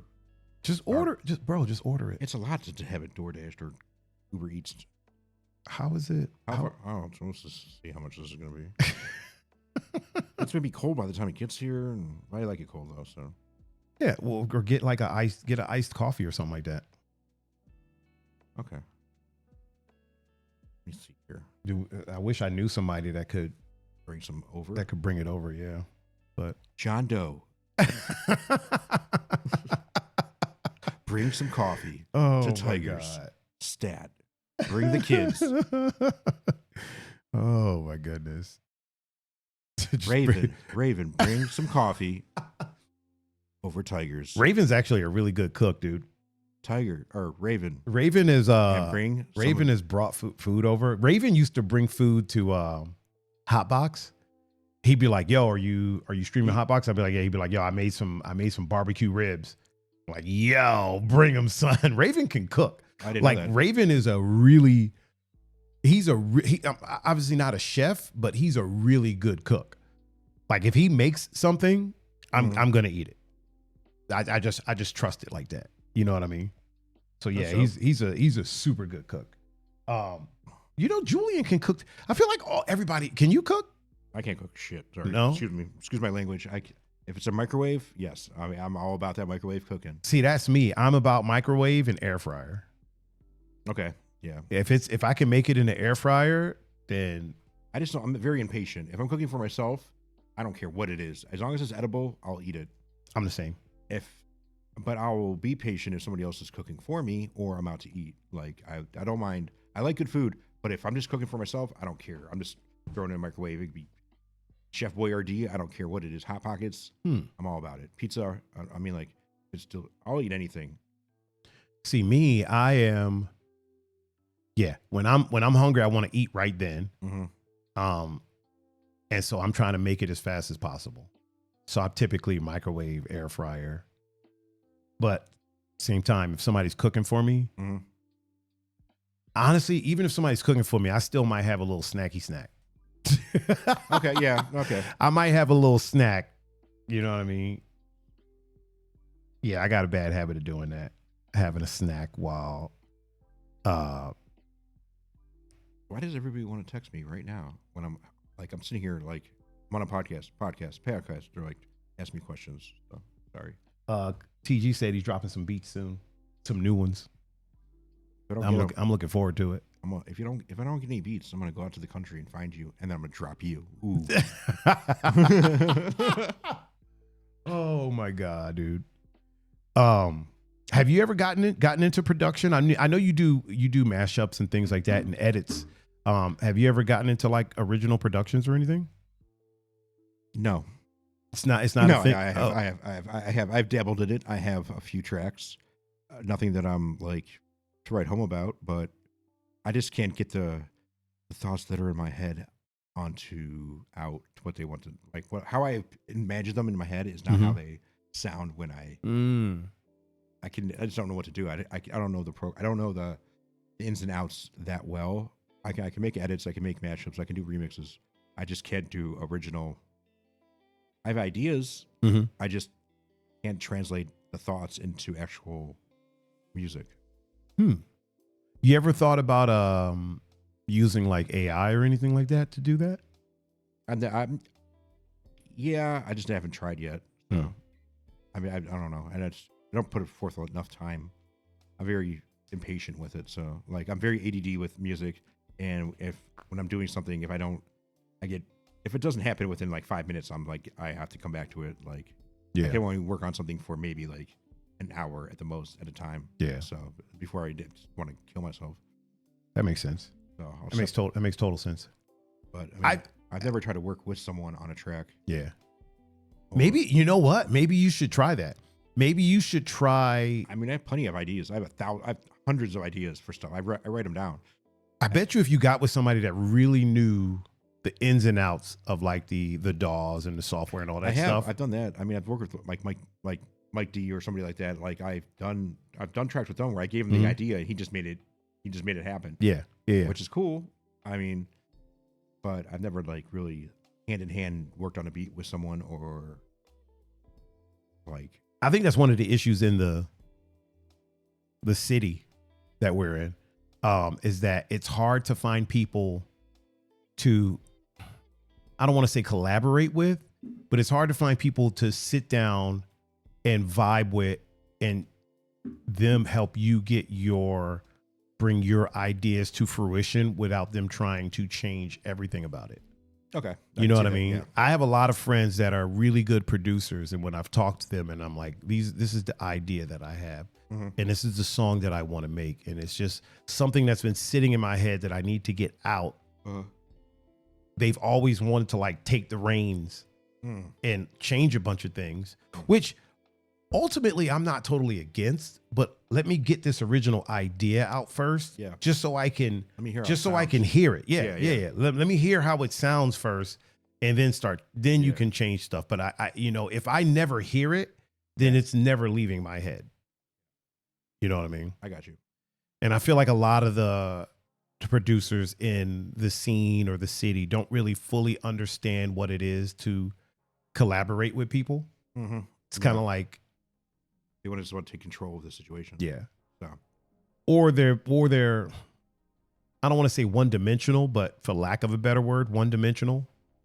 And they never really think outside of their box of what they do. You know what I mean? Which happens. Hell, there's DJs like that, dude, that are like super, super one dimensional and don't think outside of what it is that's presented to them or what it is that's presented to them to be popular at the moment. Okay. You know what I mean? Like we all know the DJs that play a genre of music and then 6 months later they're playing a different genre of music. And then a few months later they're playing a different genre. Yeah. And it always seems to be whatever genre is the most popular genre at that time. You know what I mean? Yeah. And I feel like situations like that, you don't really have a sense of identity. Like I'm a firm believer of play whatever you want to play. You know what I mean? Yes. At the same time, if you're doing it only because it's popular, you're kind of not giving yourself an identity because, you know, do you actually like it or are you playing it because it's popular? You know what I mean? Yeah. If that makes sense. For the most part, I have to enjoy what I'm playing. Yes. I do play. I mean, if I don't enjoy what I'm playing, it sounds like it. It sounds like I'm not enjoying what I'm playing. It sounds like I'm just playing it just to play it. Yeah. But I'll get, if I'm enjoying it, I mean, that's when I shine. I get into it. I just vibe off of it. Like I think that has with any DJ. I would think that how it would be. You would rather play stuff that you like than or stuff that you enjoy listening to, or when not everything can be. Not every song you play is going to be something that you enjoy, but for the most part, the majority of stuff that I'm playing is stuff that I enjoy listening to or I like. Yeah, it's going to sound better. That brings me to another question. Do you listen to the stuff that you play often? What I mean by that is like for me, you know, you've been in my car, and in my car, I play like retro wave stuff. Yes. Like the whole time in my car. Yeah. But when I'm working, I rarely ever play that kind of stuff. Yeah. I almost never listen to anything that I play. Like if I'm playing a top 40 night, right? I don't listen to that. If I'm playing a house night, I don't listen to house on the way there or the way back. Same way. You know what I mean? So like, you do the same thing? Yeah. So the stuff you listen to differs from the stuff that you play out, whether you like it or not. Correct. Yes. Okay. The stuff that I listen to on my own or whatever, or at the house is way different than what I actually play. If I played out the stuff that I listen to at the house, there would be no crowd. Really? People would look at me like I'm a weirdo, like, cause the stuff that I listen to is so, I don't know. It's weird. Cause I'll just jump around and listen to many different things. And it's weird. I don't know. I could go from like metal to punk rock to whatever obscure stuff to soundtracks from movies to, I don't know. It's just weird. I feel like there could be a scene for that, bro. Like just all over the place, like just obscure. I don't know. But I enjoy it, but I'll never listen to the stuff that I'm gonna play on the way to a gig or what I can't, or especially when I'm done with a gig. I'm not gonna come back to the car and then blast that stuff I just played. Like, yeah. I don't know how people could do that. It baffles me sometimes. It drives me nuts. I'd rather have dead silence, which I prefer. After a gig, I usually drive in a car silent. Yeah, because I mean, I've gotten into cars before that like I've gotten a ride with people, and they're like, as soon as they get in the car, they're blasting that, and they're like, "Oh, Damien, listen to this track, and then listen to this track." I'm like, "You think I really want to hear music after I just got done playing 2, 3, 4 hours in a club? Like, I don't want to hear more music. Like, I need a break." Yeah. You kind of need a breather. Punching out right now, like. Another thing I don't like is when I get in a car with somebody and they try to hand me the aux cord. Oh yeah, and they're like, "You're a DJ," and I'm like, "Dog, I get paid to DJ." Right. I don't want to do that right now. You know, it kind of goes to.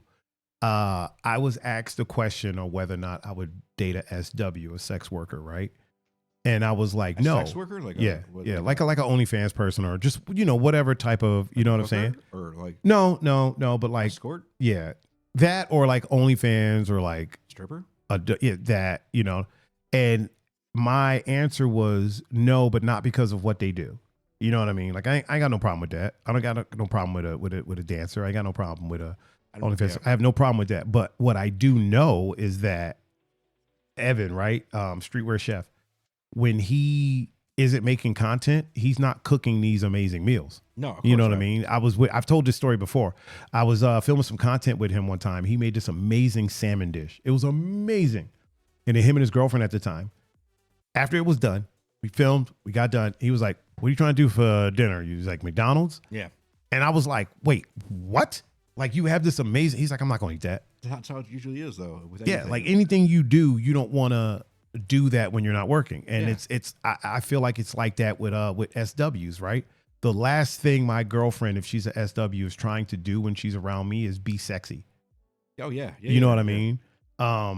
And I gotta respect that. You know what I'm saying? But at the same time, I'm not going to enjoy it. Yeah. You know what I'm saying? So I dated a dancer one time, and she was coming to a club that I was at, and she was like, "Yeah, when I get off work, I'll come to the club." And I was like, "All right." She showed up, and she was wearing, I'll never forget this outfit. It was hilarious. A super, like, she was dressed like a fifth grader. She was wearing this like loose jean skirt, these like super thick leggings. She had galoshes on with cow faces on them. Like the galoshes was like the face of a cow. A very interesting knitted sweater. It was a very like I said, she was dressed like a fifth grader.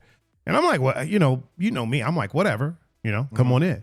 And she told me, she was like, yeah, the last thing that I want to do right now is like try to look good. And I'm like, I didn't say anything about it. I said, come on in. We're in here hanging out. But I also realized the last thing she wants to do is get dialed up. You know what I mean? So like when people think about dating SWs, if you're the dater, you're not getting what people see. You know what I mean? Yeah. You're getting the sweatpants, the messy bun. That's what you're getting. Just like if you're dating a chef, you're not getting those Michelin star meals every day. You're getting a hamburger, some hot dogs. You know what I mean? If you're dating a DJ, you're not getting these custom DJ sets, these Ibiza sets in your house. No, you're freaking probably listening to either silence or something that's so far removed from. Yes, you're right. You know what I mean? Which is why I don't think I would ever date a DJ either. No, hell no. Nah. No, I would definitely wouldn't date. There's a lot of different types of people I wouldn't date. I definitely wouldn't date a model. No, you wouldn't date a model. No. Why is that? Same reason for the SWs, like they're not trying to. And they're usually kind of like a model that knows that they're. I mean, like. Oh, a model that knows they're a model. Yeah. You know what I'm talking about. Yeah. Like their shit don't stink. Yeah, 100%. I deserve this. No, Right, I'm with you. Not a humble model, but right, like, yeah, just right. Yeah, I've dated a sex worker before. An SW. SW. I have too. It's hard. It's very more. And then while I was in that relationship, I was like, it's just a hard thing to deal with, like knowing that they're. Brian Blackbird said this show is weird. I somehow turned a girl I date into a DJ. Well, good for you, sir. Yeah, she's a better DJ than you are. Oh. Yeah. Yeah, I wouldn't date a model. I wouldn't date a DJ. Yeah. The reason that I wouldn't date a DJ is because there's nothing for us to talk about, and I wouldn't want to compete. I wouldn't want to have to talk about gigs or whatnot. I have to exactly end up competing with her about gigs. I don't want to do that. I don't want to step in that. I don't want to talk about who's better. I don't want to do none of that. It's better to date someone not in the night. If I'm in the nightlife, I don't want to date someone else that is in the nightlife too. I'd rather date someone that's not in the nightlife. I get that. So no bottle service girls or anything like that. No, dude. I got. No, man, because I mean, you see those girls. I mean, I'm not saying like all girls, but you being in the club, you see bottle service girls. You see them day in and day out. You see how they act. I mean, or who they surround themselves with. Or I mean, like I don't know. I haven't seen. They're usually younger too, so I'm like, I would rather I'm not into the super young girls anymore that are above the age of 21. Let's just put it out there. JP said, by the way, how have neither of you aged in 20 years? I don't know. Have we not? No. No. I know I haven't. I'm Peter Pan, dog. Yeah. Black don't crack. Nah. Neither do the Jews. The Jews. The Jews don't crack. I have a theory. Like I was talking to John about this, and it was like I think I've like from all the stuff that I used to do, like all the like in my 20s and all the illegal stuff that I think it like kind of like you were embalmed. yeah, like it's like I'm like pickled or something. I don't know. Oh or whatever. my So God. it's like I mean it's true though. It's like I don't think it really. I don't know. I don't know. It's when people say I don't look my age.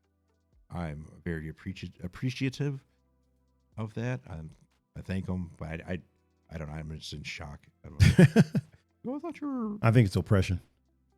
I think the more oppressed people have been. Yes, that's exactly it. Yes, the less they. So Yeah. if you come from an oppressed people, then you age way less than. Oh, okay. You know what I mean? That could be it. Listen, the Jewish people were oppressed. Yes. The black people were oppressed. The Native Yes. Americans were oppressed. Yes. Some of our Caucasian brothers and sisters were oppressed, and the Yes. Italians. Yes. The Italians were Filipino? oppressed. The Filipinos were Yeah. oppressed. You know what I mean? Yeah. But then when you got the regular old European, Yeah. they age like cheese they look like sometimes. shit. You're like, damn. They look way older than they're supposed to be. Dude, I met a chick that I could have swore was all of like 35. And we chopped it up. This was out on Put in Bay. We chopped it up all day, dog. All day we're hanging out. Yeah. She was like, "Oh yeah, are you DJing at the club later?" And I'm like, "Yeah." She's like, "Will you be able to get me in?" And I was like, "What do you mean get you in?" And she was like, "Well, I'm only 20." And I was like, in my brain, I'm like, "You look like crap." Before I thought she looked good. I'm like, man, she looks really good for a 35-year-old. She's only 20. But when she said she was 20, I was like, man, in my brain, I'm like, you look like hot garbage. Wear some more makeup or something. Right. Do something. Yeah, do something. Maybe the makeup is what did it. I don't know. 20 looking like. She did not look great. She did not look. Here's the thing. She didn't look bad, right? Yeah. She didn't look bad. She didn't look 20. Okay. She looked 35. Like all of 35. You know what I mean? But there will come an age that we will eventually start looking. I mean, like it'll probably all catch up to us like in one day. Yeah, I'll wake up one day and I'll look like I'm 80. I'm like, what the hell? My hair will all be gone out. Just my God. All hunched over. And that's why I refuse to DJ on short tables. I ain't doing it, dog. God, I ain't doing it. I ain't doing I've it. done so many of those. Oh, it's the worst. I refuse, dog. Like, oh, my back. If you're a promoter, I'd rather sit down. If you're a promoter and you're still using those fold-out tables, A card table, yeah, you need to stop doing that. I'm not going to say stop promoting, but you need to stop doing that. You need to invest in a taller table. Yes. And there's a couple of DJs, not to say no, I'll say his name, Noah, Voto, DJ Voto. He always talks about, because he's a shorter guy. He's probably like 5 foot even or something like that. And me and him, this isn't me calling him out. Me and him had a back and forth in a comment section, a jovial. It was purely for fun. Yeah. And he was like, nah, we don't need no taller tables. But I'm like, not every DJ is 5 foot. Yeah. Yeah. You know what I mean? I'm like, even the DJs that are like 5'5" don't like those tables. Yeah. I mean, that's like those are back breaking tables. Those are horrible. They're terrible. And They're terrible. Yeah, they're not sturdy. They're short as hell. Like, might as well just, I'll if you're gonna get those tables, just give me a chair too, and I'll DJ sitting down. Just give me the chair. Yeah, and I'll just sit there lazily. Mm. Yeah, I'm not a fan. You know what? It's kind of like I've done so many of those gigs. People that don't understand typically don't care, and what I mean by that. They just don't know. When I was dancing actively all the time, and we would get booked to dance at events, they would be like, "We'll get you some cardboard," and I'm like, "Dog, B-boys haven't danced on cardboard since like '82." Yeah. Once linoleum was discovered, nobody was dancing on cardboard. Like the myth of b-boys breaking on cardboard. Like, yeah, maybe back in the day in a fucking in New York, in an alley somewhere. Yeah. You know what I'm saying? But like, no, dog, you put some money into, into your thing. And it's the same thing with that short table. DJs haven't wanted to DJ on that short table. If you're not out in the woods. Yeah. Nelson's Ledges. Like, if we're not out in the woods somewhere DJing from a generator and everybody's just dirty, don't break out that table. Yeah. From this, like a book fest or something. And the messed up thing is some promoters that I've met, and to be clear, this isn't like a John or even like a Brian Wayne. Was it Bass Mount Brian? Not him. Or Blackbird or. Yeah. I was getting there. or like a Blackbird thing. So don't think I'm talking about you guys, but I have met promoters that when I tell them, I'll ask them, what's the setup? You know what I mean? Like, oh, we have this, we got a 6-foot table, blah, blah. How tall is that table? And do you have risers? Yeah. And then they kind of feel like I'm being entitled. Yeah. And I'm like, no, that's not the case. You're doing a music event and you want to DJ there. Mm-hmm. You're bringing a table that you're supposed to sit down and eat food at. Yeah. You know what I'm saying? Yeah, like exactly.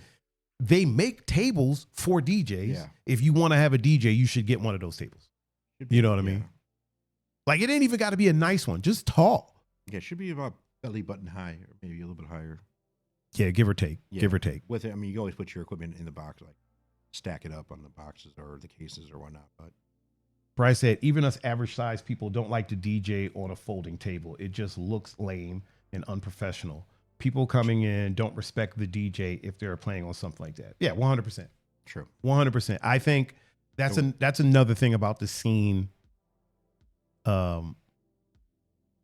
feel like aesthetics are a lot. Oh, true. Yeah. You know what I mean? Yeah. It's got to look like professional. What it is. Yeah. You know what I mean? If this is, you don't want to go to an event and they're hyping it up, and then you get there and you're like, what the hell is this? Yeah, what is this? Like high school dance looking stupid thing going on here? It's like, no, if they're if you're expecting something and they're hyping it up and it doesn't deliver, it just turns you off from the event altogether. 100%. Yeah. I mean, absolutely. Not to blow smoke up John's butt, but when he did that 360 event at the temple, it was one I was in awe about how well that was put together, and it looked impressive.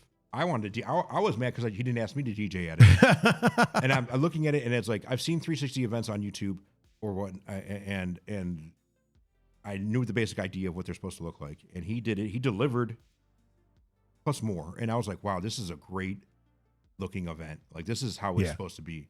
And I was like, I told him that. I'm like, this is probably one of the best looking events that I've seen in a while. And I mean, like that, it went far above my expectations. And yeah, I mean, it's like that's how it should be. Like, you should walk into an event and you should be blown away. Yeah, for sure. About a party with somebody. If somebody's doing an event, they should blow you away with all aspects, from the music, from the aesthetics, everything should be on the next level stuff. Everything should look professional. Yes. And I feel like when it doesn't, then your city kind of starts to become a laughing stock. Yes. Yeah. You know what I mean? Of course. I think things like that need to be mentioned more.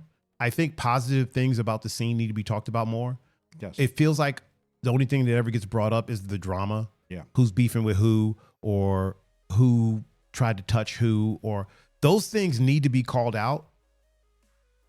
However, I feel like it's disproportionate. I feel like we don't bring up the fact that this person threw an amazing show. Yes. This person had an amazing set. This person put on an amazing performance. Of course. This person was selling amazing merch. Drama, you know what I mean? Drama gets more attention. And so nobody talks about the good aspect. It's like with the news. Like people just talk about the news is all bad things that happen. Nothing good. Yeah. So yeah, I 100% agree with you with that. Like the good things need to be brought up more, and people need to be give credit where credit is due.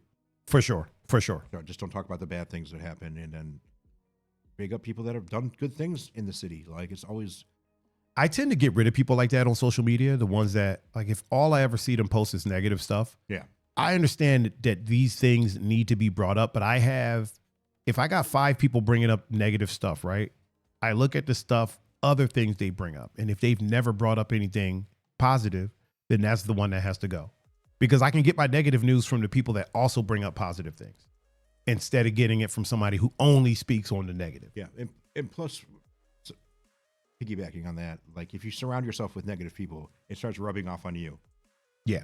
And you start sounding like these people are being all negative. And it's like, I don't want to be a negative person.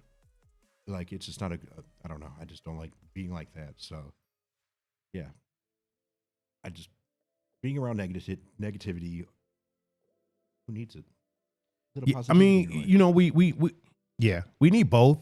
Like, it's yin and yang, right? Yeah. One can't exist without the other. Equal balance. At the same time, like, tell me something good, man. Like, you ain't got to be negative all the time.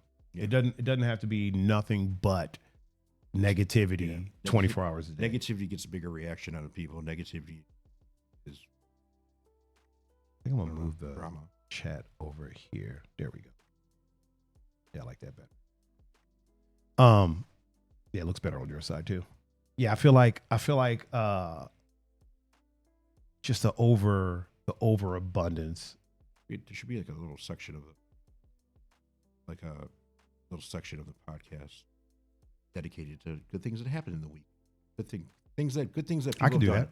Good things that people have done, or whatnot. I mean, related to whatever you want to talk about. I almost thought about just doing a talking head video of just me talking about the good things that happened over the weekend. Just positive vibes. Yeah, positive stuff going on. Just the good stuff that's happening and what good is going on. Here's what's going on. Yeah, That's actually pretty. I thought about it. I don't think I thought about it, but I feel like I'm gonna do it. I might as well. And right after you talk about all the bad things that happen. Somebody's going to do that. Yeah. You just know, like, anytime you bring up anything positive, somebody is going to bring up all the negative. Just like if you bring up, like, I had a wonderful time at that party. Well, someone died. Right. It's like, right. No, I didn't know till. Had no idea until you just said it. Debbie Downer. I feel like that's the thing people bring up too often as well, is people dying at parties. Not saying that when it happens, you should bring it up. Absolutely. When it doesn't happen, you shouldn't bring up the fact that it happened 3 months ago. Yeah. You know what I mean? How can you go to that venue? Someone died there. All right. I live in a city where somebody dies every day. Exactly. And I'm not going to stay in the house. It's a shame that person died. It is. Depending on if it was the club's fault, if it was like neglect, if it was I'm going to go, if it was the club's fault, they like, I don't know, fell off the building or something. I don't know, something like somebody died. So, it was the club's fault. But if it was the person's fault, like they OD'd on something or whatnot. Oh yeah, that's a horse of a different color. Yeah. So it's like, that's a different thing. Yeah. I'm a firm believer of that. Safety because versus personal. If we have that many people perishing, then we need to change the way that we do things. Exactly. We have to take it upon ourselves to change the way that we act when we're at these events to prevent people from perishing. Of course, yes. You know what I'm saying? Start testing the things that you put into your body. Exactly. And start teaching people to have more respect for their bodies. Yes. And I get it. Like, okay, the people that are selling it, right? They shouldn't be selling these things that are killing people. At the same time, you're asking people to trust drug dealers. Yeah. You know what I'm saying? Like, they're drug dealers. I mean, like they're drug dealers. Their job is to sell drugs. Yeah. They're not forcing it on you. To have some respect for yourself and like find out what's in these things that you're going to be digesting or smoking or injecting or whatever else you're putting into your body. I mean, like, just, I don't know. Like, yeah, they're drug dealers. They're not the top of the tier with upstanding citizens of the. They're not upstanding citizens. Yeah, so they're doing something that's illegal. Yeah, they're selling something that has the potential to kill you. Exactly. Period. No matter what it is. Obviously, I don't consider weed a drug, so I'm not talking about that. I'm talking about the other substances. They're selling things that has the potential to kill you. So with that in mind, I feel like people need to take it upon themselves to do some testing, to do some checking, to do some footwork. And make sure that what they're putting in their body is what they're expecting to put in your body. Yeah. Like the whole fentanyl thing, dude. Fentanyl is killing people left and right. Oh, yeah, because you don't have no idea what it's. Yeah, I'm careful. When I get money, I'm careful. Oh, yeah. Like I check it. I kind of look at it because somebody could have could have been sniffing fentanyl with it. Now I touched that bill and now I'm ODing. You know what I mean? Yeah. So yeah, I think if we have people that are perishing this much from these things at these events, we need to, the events could do some work, but you can't put all of that on the event. The event can only do so much, but checking people for drugs or whatnot. I mean, like there's always going to be a way to get something into a club, 100%. into an event. Here's the thing, dog. If you can get drugs into a prison, you can get drugs into a rave. Oh yeah, for sure. You know what I mean? Sure. If there are people that are smuggling drugs into a prison, what do you expect an event promoter to do? He can't do a cavity search. Yeah. He can't, you know what I'm saying? So it's like, I don't think that the promoters should catch the flack that they've been catching, or even the venues or even security should be catching the flack that they've been catching unless they actively did something wrong. If there's obviously something they neglected with doing their job with security or whatnot, then yeah, they should catch some flack. But if they're doing what they're supposed to be doing, you can't stop everything. I mean, like, there's a will, there's a way. I mean, like, there's always going to be someone that figures it out and gets something through or whatnot. So I would even argue that a lot of times the stuff isn't even brought into the venue. It's a deal made outside. Yeah. You know what I mean? Hey, step to my car. I'll sell you X, Y, and Z. They throw it in their pocket. You can't find bags of drugs in a pat down. You know what I mean? Not really. Not the little, you know what I'm saying? So they go outside, they make the deal, they come back inside, they go into the bathroom, pile up with everybody in the bathroom. Yeah. They do their thing. Next thing you know, they're not well. Yeah. You know what I mean? I don't have a dog in the fight other than people that I love are dropping like flies. I just never understood why it's so the relationship between drugs and clubs and going to parties or whatnot, like how it started, like the whole the blending of the two. Like why does it have to be like that? Like, right. It's kind of odd, right? I mean, I know music is a, I don't know, music and drugs. Why does it go hand in hand? No idea. I've never understood it. As somebody who I've been straight edge my whole life, it's always been just music for me. Music and dancing. Well, not me. So, I mean, no, I mean, I've done my fair share of things back in the day, and it's, I don't know. I guess it's more up. You hear, it's more of like a feeling type thing. I don't even remember it. To be honest with you, it impacts you differently or whatnot. But it's like, I don't know if it's a more positive thing. I mean, like there's producers like Timberland or Missy Elliott when they used to get super high when he used to go in the studio, and Missy Elliott, she used to get high when she produced songs, like, and now she doesn't. She stopped smoking weed because some of it she just didn't like the way. Yeah, she would be in the studio and just like go back the next day when she was when she wasn't high and be like, "What the hell was I thinking?" Like, right. She came out with some pretty crazy stuff, but she says by far her best stuff was when she wasn't high in the studio. John said, "Rock and roll, baby." Rock and roll, that rock and roll lifestyle. I've always kind of wondered. Snorting lines off a turntable. Especially in the situation of, what was I about to say? I totally lost my train of thought. Oh, especially in the situation of like creativity things, right? Mm-hmm. It's, you always hear I write better when I'm high.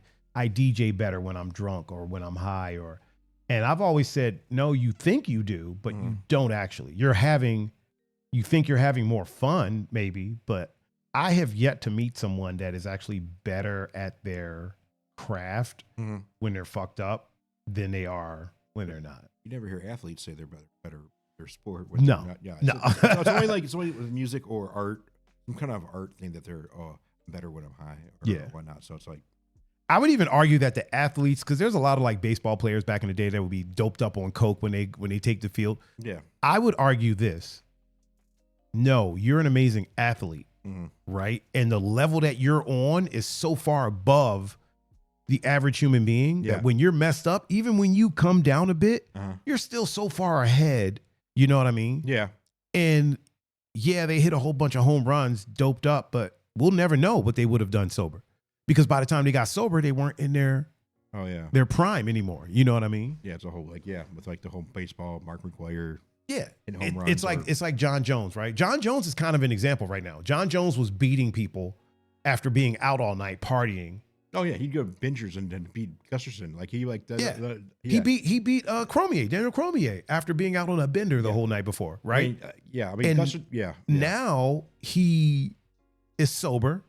He's not partying. He's taking his training serious. He's just an asshole. And he won the championship so young. People think he's older than what he is. Yeah. He's like 35. Yeah. He's in his prime right now. He beat Stipe so convincingly. Yeah, Stipe was so past his prime though. Oh, 100%. He didn't even I don't even think he like really did anything for that fight. It doesn't even. I think that he did a full camp. I think he trained hard for that fight. Stipe? Yeah. Oh, Here's why. Right. It's not that he's slow. It's John's that good. Okay. You know what I mean? You think? I mean, how about John Jones versus what's his name?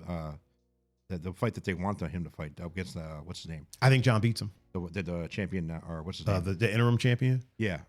He's fast. I mean, he's fast. He's super fast. But so is Cyril Gane. Okay. Cyril Gane is one of the smoothest heavyweights there is. Like the way he moves, Cyril Gane moves like a 205er. Oh, John Jones crushed him. And John just went in there and shut him down. Shut the whole thing down. I personally believe that if John comes in and he's not on top of his game, he's going to get beat. Yeah. I believe anybody can be beat. I think that John Jones on his game, taking the fight serious, I don't think anybody beats him right now. I don't think John Jones really starts getting beat until Father Time starts taking over. You know what I mean? I mean, look at like an Anderson Silva, right? Yeah. Anderson Silva, even when he started losing, he was in there doing dumb stuff. Like the way he was dodging the one punch that he got knocked out on, he was freaking in there clowning. Then the next fight, his leg snaps in half. Yeah. You know what I'm saying? So it's like, he was never the same after that. Not really. I mean, he came back, which is super impressive. He came back and was kicking with that leg, which was super impressive. But, Father Time is undefeated. Yeah. And it gets everybody at some point. Yes. Whether you get out before it does, What's remarkable is Mighty Mouse, like how he still is just he retired. Yeah, I mean, like he was and like good for him. He went out on top. I mean, like he went out on top. Like, he beat the guy that beat him. Yeah. He beat the hell out of the guy that beat him. And then here's the crazy thing about that: he beat that guy. Rotang. He beat Rodtang. But so if that was a strictly Muay Thai fight, Rodtang would have won. But it was mixed. It was Muay Thai first round, MMA second round. Yeah. I knew Rodtang. If Rodtang didn't finish him in the first round, he wasn't making it. He was trying to. You could tell he was like, throwing punches. DJ survived that first round impressively. Barely. Impressively. He survived the first round. Second round was all. Oh yeah. He just like. But I mean, isn't there like? Speaking of fights, did you hear about that Anthony Joshua Jake Paul fight? I don't know if this is a real thing or not, but like Anthony Joshua, the boxer. Anthony Joshua is going to beat the hell out of him. And if he doesn't, that thing is just completely. If he doesn't, here's the thing: that fight's not going to be fixed. There's no way. There's no way.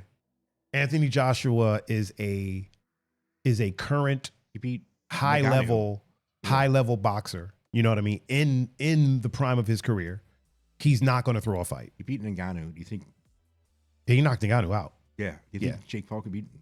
No. I don't think he can take that kind of punch. No. Ngannou fought Tyson Fury to a decision. Yeah. That's impressive. That's freaking impressive. Yeah, it is. I mean, it is really. I personally think there was some things going on with the Anthony Joshua and Ngannou fight that maybe had him Ngannou off his game, because I think he could have lasted longer against Anthony Joshua. I think he was intimidated because they're both about the same size. But Tyson Fury's bigger. Tyson Fury's not muscular though. He's just a big fat boy. Yeah, but that dude's skill set is so ridiculous that all that goes out the window. I don't know. Something about looking at someone that's like intimidation wise, like Ngannou. If I was across, I think Ngannou's bigger than Joshua. Ngannou's more intimidating than what's his name? Ngannou's more intimidating than 90% of the people on the planet. Yeah, but what's his name? Fury's not. I don't think he's that. He's just a big guy. He's not intimidating. He is. Yeah, he is loud. a big He's dude. loud and obnoxious. Yeah, but man, boy, does he back it up. He's got skills, but he's not like, I don't know. I would still rather fight Ngannou than. I mean, I would still rather fight Tyson Fury than Ngannou. Okay. Like on a personal note, Fury's going to pick me apart. Ngannou's going to knock my head into another dimension. Anthony Joshua. Anthony Joshua will knock you out, right? But it's not scary. Isn't it funny that Stipe beat Ngannou? It was one of the worst fights I've ever seen in my life, but he beat him like Stipe beat Ngannou the worst way that you could possibly. We talked about this on the sports podcast. I said when Stipe beat Ngannou, I said that was the worst way he could have possibly beat him because he gave him something to work on. Yeah, he just kept all he did. Down. Yeah, kept taking him down. And even at the end of the fight, when Ngannou was tired, he still rocked Stipe. He still hit him. Yeah, and Stipe was like, whoa, we got to go back to the ground. So at that point, I was like, here's what's going to I literally said it. We can probably pull it up. I said that Ngannou is going to work on his wrestling. Yeah. And then he's going to tear him apart. Yeah. And that second fight, matter of fact, I think I was DJing Barley during the second fight. Mm-hmm. Stipe shot a takedown, Ngannou stuffed it. And I was like, that's it. Yeah. I was like, that's a wrap right there. Yep. And I don't know who was next to me. It might have been EV. I don't know who was next to me. They were like, I don't know. I'm like, trust me. That right there is huge because he didn't do that in the first fight. There was no stuffing at all. And the dude hits hard enough that he doesn't have to set up to hit you. Like if it connects, it's going to hurt you. Even by accident, it's going to hurt you, dude. Yeah, it's going like to hurt one of those you. people that just Brian said Doc Ellis threw his only no-hitter while tripping on acid. But here's the thing. He was doing that pretty often, if I'm not mistaken, right? Tripping on acid while he was playing. So we'll never know if he would have done that sober. He was also, he's such a good pitcher that him being a few levels down. When you get to that level of, it's like you're so far above. Emma, watch your mouth. What she said. Listen, Emma's on there? Yeah, she said, fuck you, coach. Emma, bring us some, Coach needs Starbucks. Bring some Starbucks over. Or get in the kitchen and make me some coffee. Wow. I'm trying to get Starbucks over here and you're. What? Oh my God. Yeah, we'll never know if he would have been able to do that sober. Here's the thing. I'm not saying that people don't accomplish things while they're messed up. I'm saying that the idea that you're better somehow impaired than you are when you're not is, I think, a fallacy. Yeah. You don't see race car drivers impaired. Actually, we don't even know. We don't know, but I would doubt it. I doubt it, yeah. I would doubt it. Maybe the ones that crashed. Yeah, it will never. You know what I mean? But yeah, I doubt it. Emma, bring some. Can you bring me a 2-liter of root beer? Yeah, bring me a Mountain Dew. Mountain Dew, woman. Come on. Oh my God. Make it snappy. Oh my God, bro, you are hilarious. Hurry that up. You're ridiculous. Thirsty now. But yeah, I think John Jones and Francis Ngannou are the two best heavyweights alive right now. I think Ngannou is the scariest heavyweight alive right now. Oh, by far, yeah. Oh God, yeah. I'm not saying he's the best, but he's definitely the scariest. That dude has power that's like ridiculous, ridiculous, and for sure, his grappling is getting so good. He is improving. His last fight in the PFL against the PFL champion. He took that dude down and knocked him out on the ground. Mm-hmm. And the thing of it is, there are people with submission skills way better, right? Yeah. But when you have someone that strong that takes you down, it's almost like, what the hell do I do? When I was running my MMA camp, there was a guy, we called him Smalls, Wyndham Craig. He's probably in the chat somewhere. This dude was 312 pounds when he came in. But this dude moved like he was 185 pounds. He came from a Taekwondo background. Holy crap. Right? I would shoot in to do a single leg takedown on this dude, and it was like hitting a wall. Jesus. He just didn't. His legs are like tree trunks. He just didn't move. Or if he took me down, my submission game was way better than his, but it's like, what the hell do I do? This dude's 300 and something pounds. That's a lot of weight behind it. So and a lot of strength. You know what I mean? So when you got somebody like Ngannou, or even like Khabib, right? People say Khabib would grab you and he feels like he's a freaking 220-pound man in there. When you got someone that strong, we've seen Khabib fight high-level jiu-jitsu black belts. Are any of those guys from Dagestan? Yeah. Oh yeah. But I'm just speaking on Khabib. We've seen him fight high-level black belts, take them down, and there's nothing that they can do. He's just that strong that it negates everything. And I feel like it's that same thing with Ngannou. Ngannou will take people down that are way different level of grappling than he is, but he's just so strong that he's just big brothering them. Yeah. And then hits them, and that changes everything. Yeah. Getting hit really does changes the whole game plan.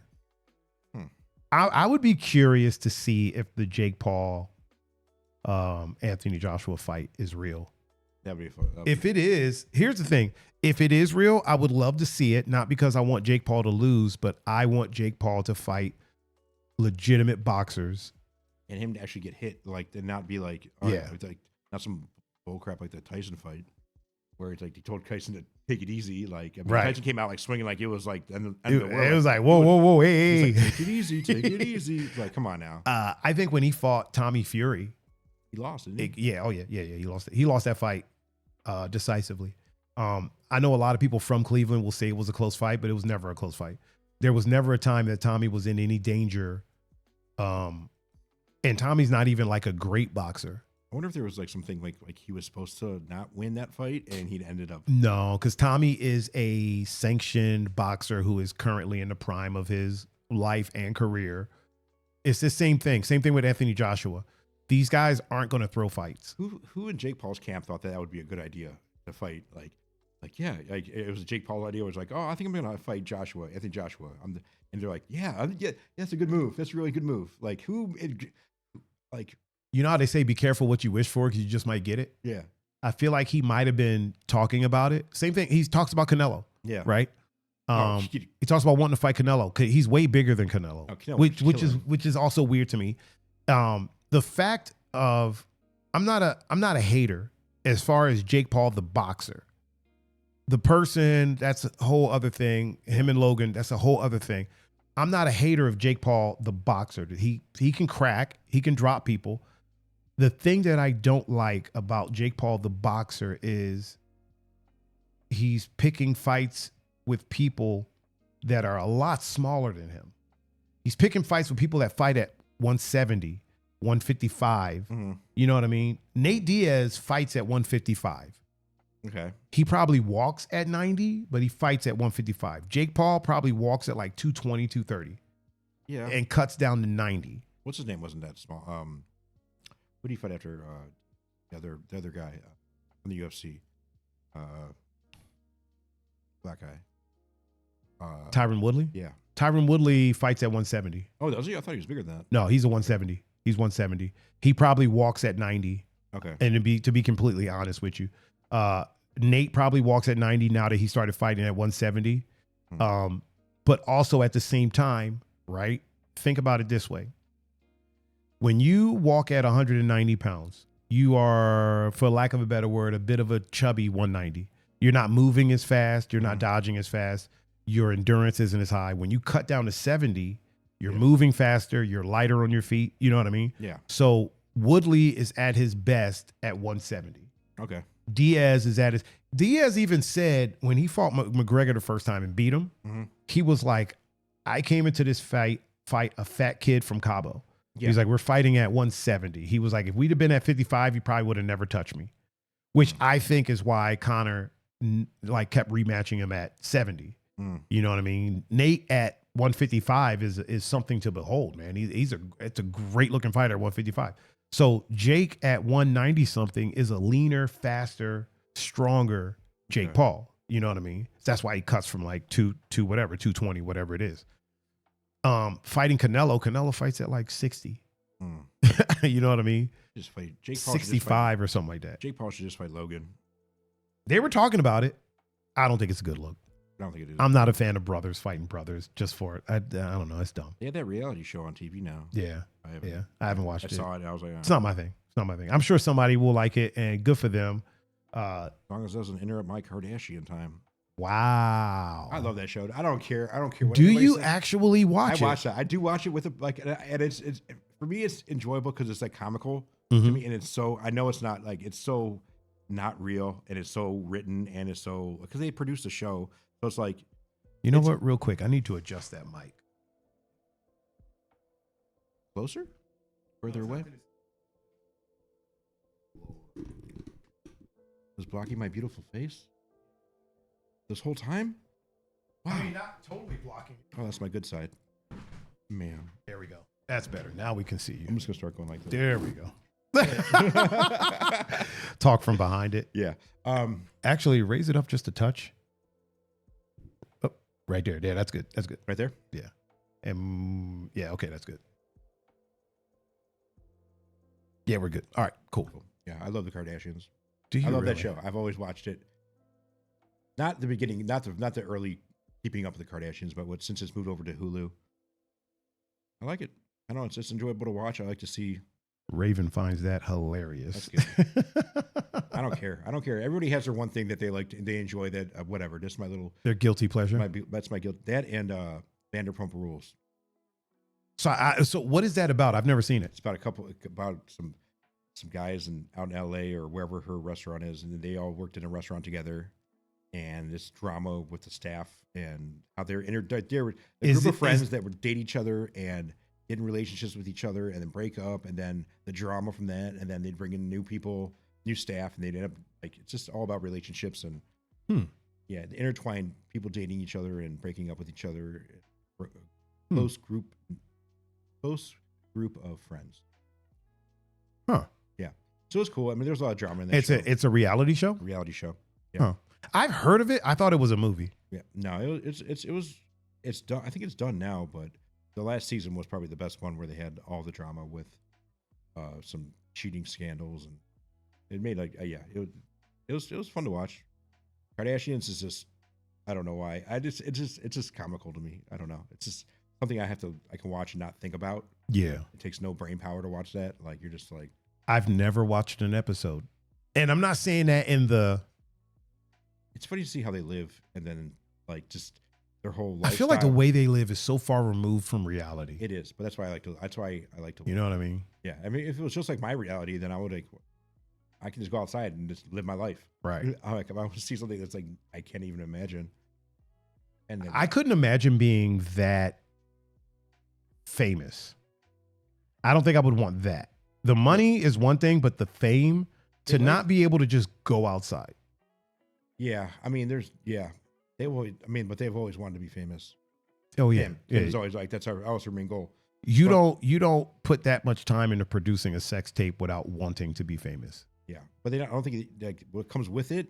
Obviously, yeah, like you have to have security. You don't feel safe. Like I mean, that's and all that stuff like that. That's what comes with it. Yeah, and I don't mean that in the sense of suck it up. You asked for this. That's not what I'm saying. But unfortunately, that is the thing that comes with fame. Yeah. You know what I mean? We don't get to pick and choose who our fans are. Yeah. And I mean, there's tons of scary things that happen to famous people all the time. I mean, like stalkers. All the time. Look at what's going on with what's her name? She's kind of in hot water right now, but the singer is it Chapel. Yeah, Chapel. Yeah. So she has kind of a disdain for a lot of her fans. And I mean, in some cases, understandably so. In some cases, I don't quite get it. At the same time, you know, she hates like if they approach her, but that's what comes with what's going on. And I don't think it's right. I think people should be able to express themselves artistically. A lot of people don't feel comfortable being around that many people. Like it's like I mean, I know with like say Avril Lavigne and the whole conspiracy around her, like she didn't like being in public around people. So the record label had someone play her a lookalike. So that really? Yeah, this is a true thing. I never heard about this. So this is where the conspiracy comes into effect with this. But so Avril Lavigne didn't like being in public. She didn't like being around large groups of people. She didn't feel comfortable. So the record label hired a girl that looked just like her.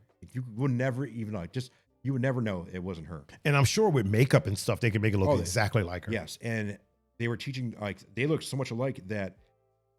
So the conspiracy is that Avril Lavigne today is not the Avril Lavigne. The Avril Lavigne died. The original Avril Lavigne is dead. This is what the whole conspiracy. And that the person that they hired to replace her ended up replacing her in real life. Shut up. Yeah, there's no documentaries on this. So they said that their height's different. They've actually, the Avril Lavigne today's height is shorter than the one that was originally, like the first Avril Lavigne. Yeah. Their singing styles are completely different. The way they look, if you look closely, is different. The way they sign their name, different. It's a whole big thing. Like look it up, like the whole Avril Lavigne conspiracy. Because and even in her albums, there's hints of her taking over the original Avril Lavigne's life. Like they can sing completely different, and they because all of a sudden Avril Lavigne went from like this punk rock girl to like this pop like this real like kind of like everything she hated, she turned into. Yeah. All of a sudden, like on her next album, which is like weird for someone just doing that big of a transition. Yeah. So, but I mean, like, yeah, there's some documentaries on YouTube about that. It's kind of cool. I got to look that up. Yeah, it's pretty crazy. Julian said he's heard about this and the Beyonce conspiracy. What's the Beyonce conspiracy? She's a man. I feel like wow. No, I mean people have said that before. I feel like they're always trying to push some conspiracy onto Beyonce. Beyonce is like she worships the devil or something. Is that what they're talking about, or she's a devil worshiper? Or? Here's what I think. I think that she's just a woman that can sing and had the right producers around her and became successful. You know what I mean? I don't know if there's most. They say she does stuff kind of shady. She doesn't like competition, so she'll. Yeah, I can see it. I honestly, I could see it. Yeah. I could see it with a lot of people. I think a lot of the top artists do some shady things. There's a lot of. I'm sure. There's a lot of shady stuff that gets thrown around. There was the whole thing with Taylor Swift arguing with what's the news name, Scooter Braun or whatever it is. He bought all her music. Yeah, I mean, did he do anything illegal? No. Was it morally probably wrong? Yeah. Yes. But is it illegal? No. This is how record labels work. You sign a contract, you got to rock with it. I think she gathered her troops to go against somebody that was just doing what record labels do. Yeah. And she has enough power to, you know what I mean, to do something about it. But yeah, I think, there's people that do shady stuff in this business. The person that was handling Megan Thee Stallion for a long time, he owned her masters and wasn't letting her out of her contract.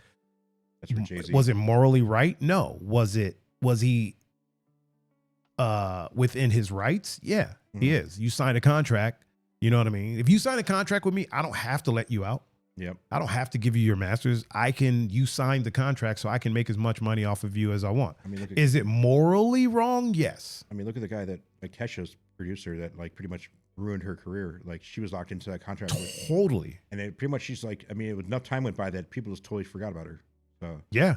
I mean, like she's released stuff. She's put out stuff, but nobody get it. Her time has passed. You know what I mean? Like it's done for her. And what's wild is the stuff that she releases now worse than the stuff she did before? No. It's good, but it just doesn't catch the way that it used to. She's not getting the opportunities to work with like a Pitbull or people like that. So that's the wild thing about signing contracts, man. They control when you put out music. They control if you're allowed to put out anything.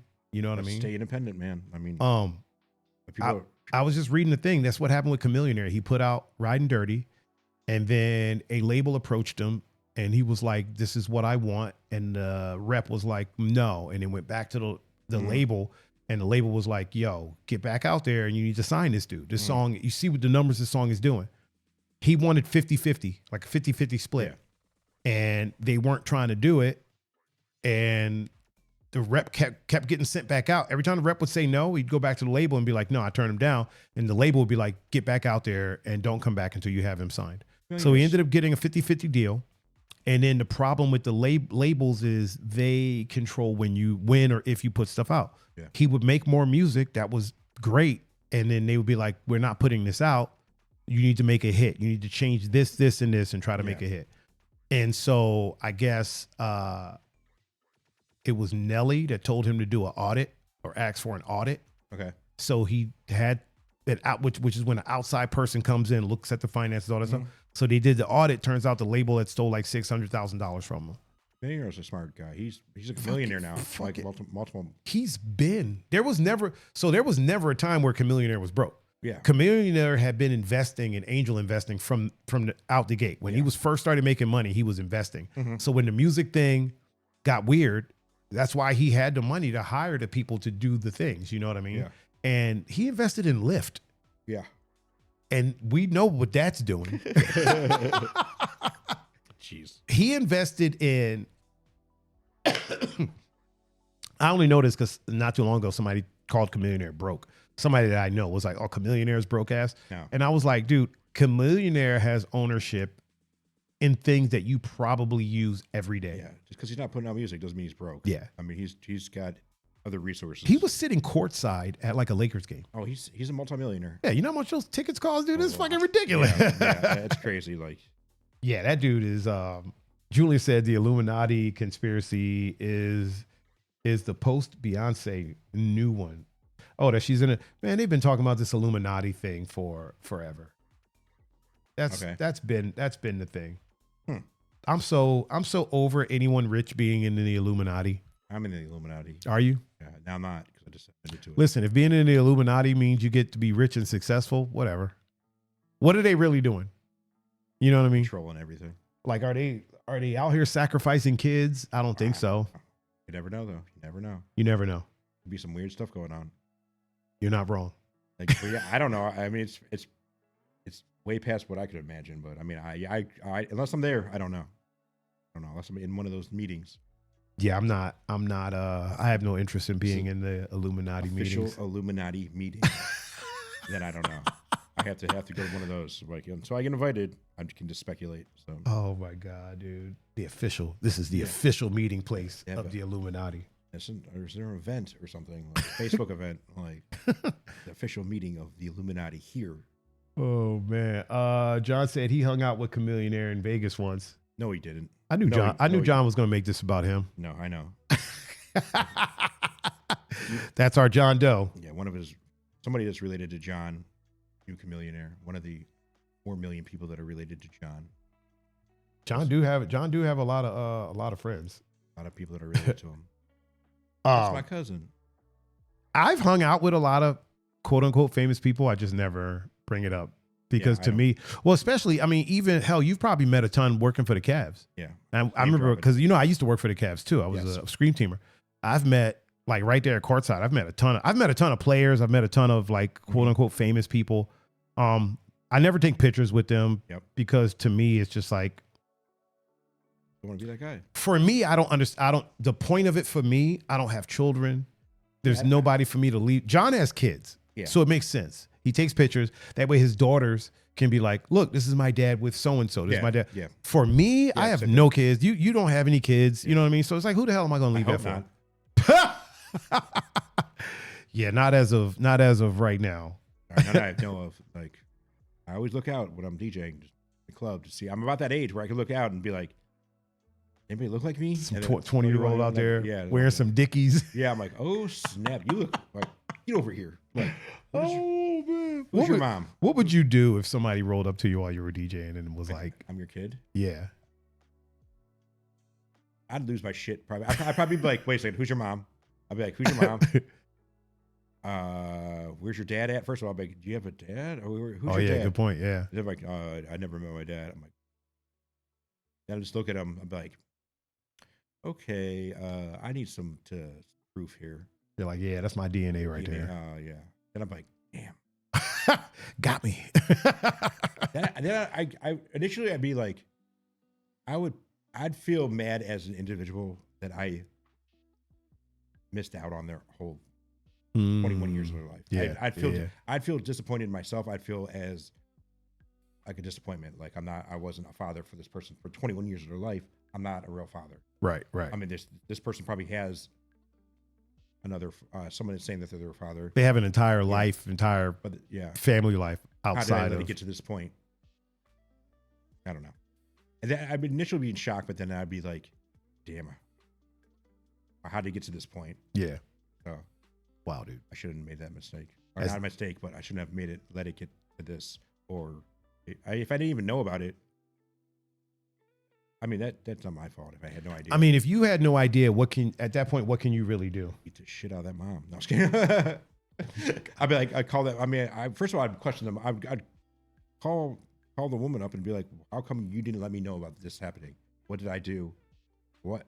That's a bold move. That's a bold stance to take. Is like, I'm not going to let you know who your father is, blah, blah, blah, blah, blah. Yeah.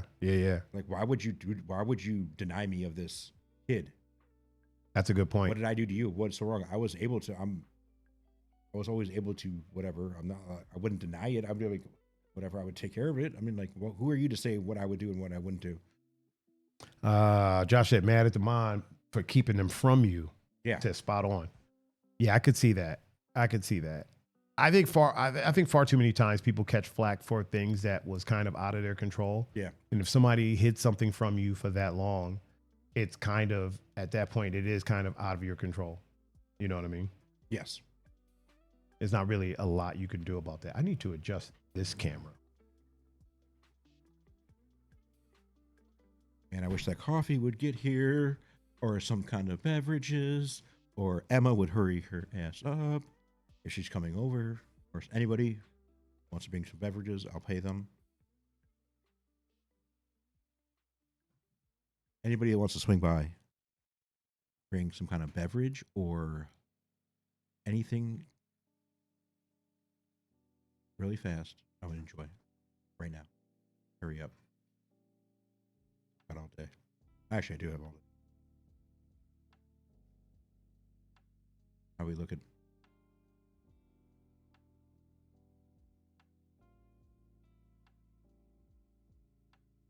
Here we go. All right. That's the move. Yeah, that's the move right there. I should have ordered something when you said order something because it would have been here by now. Damn it.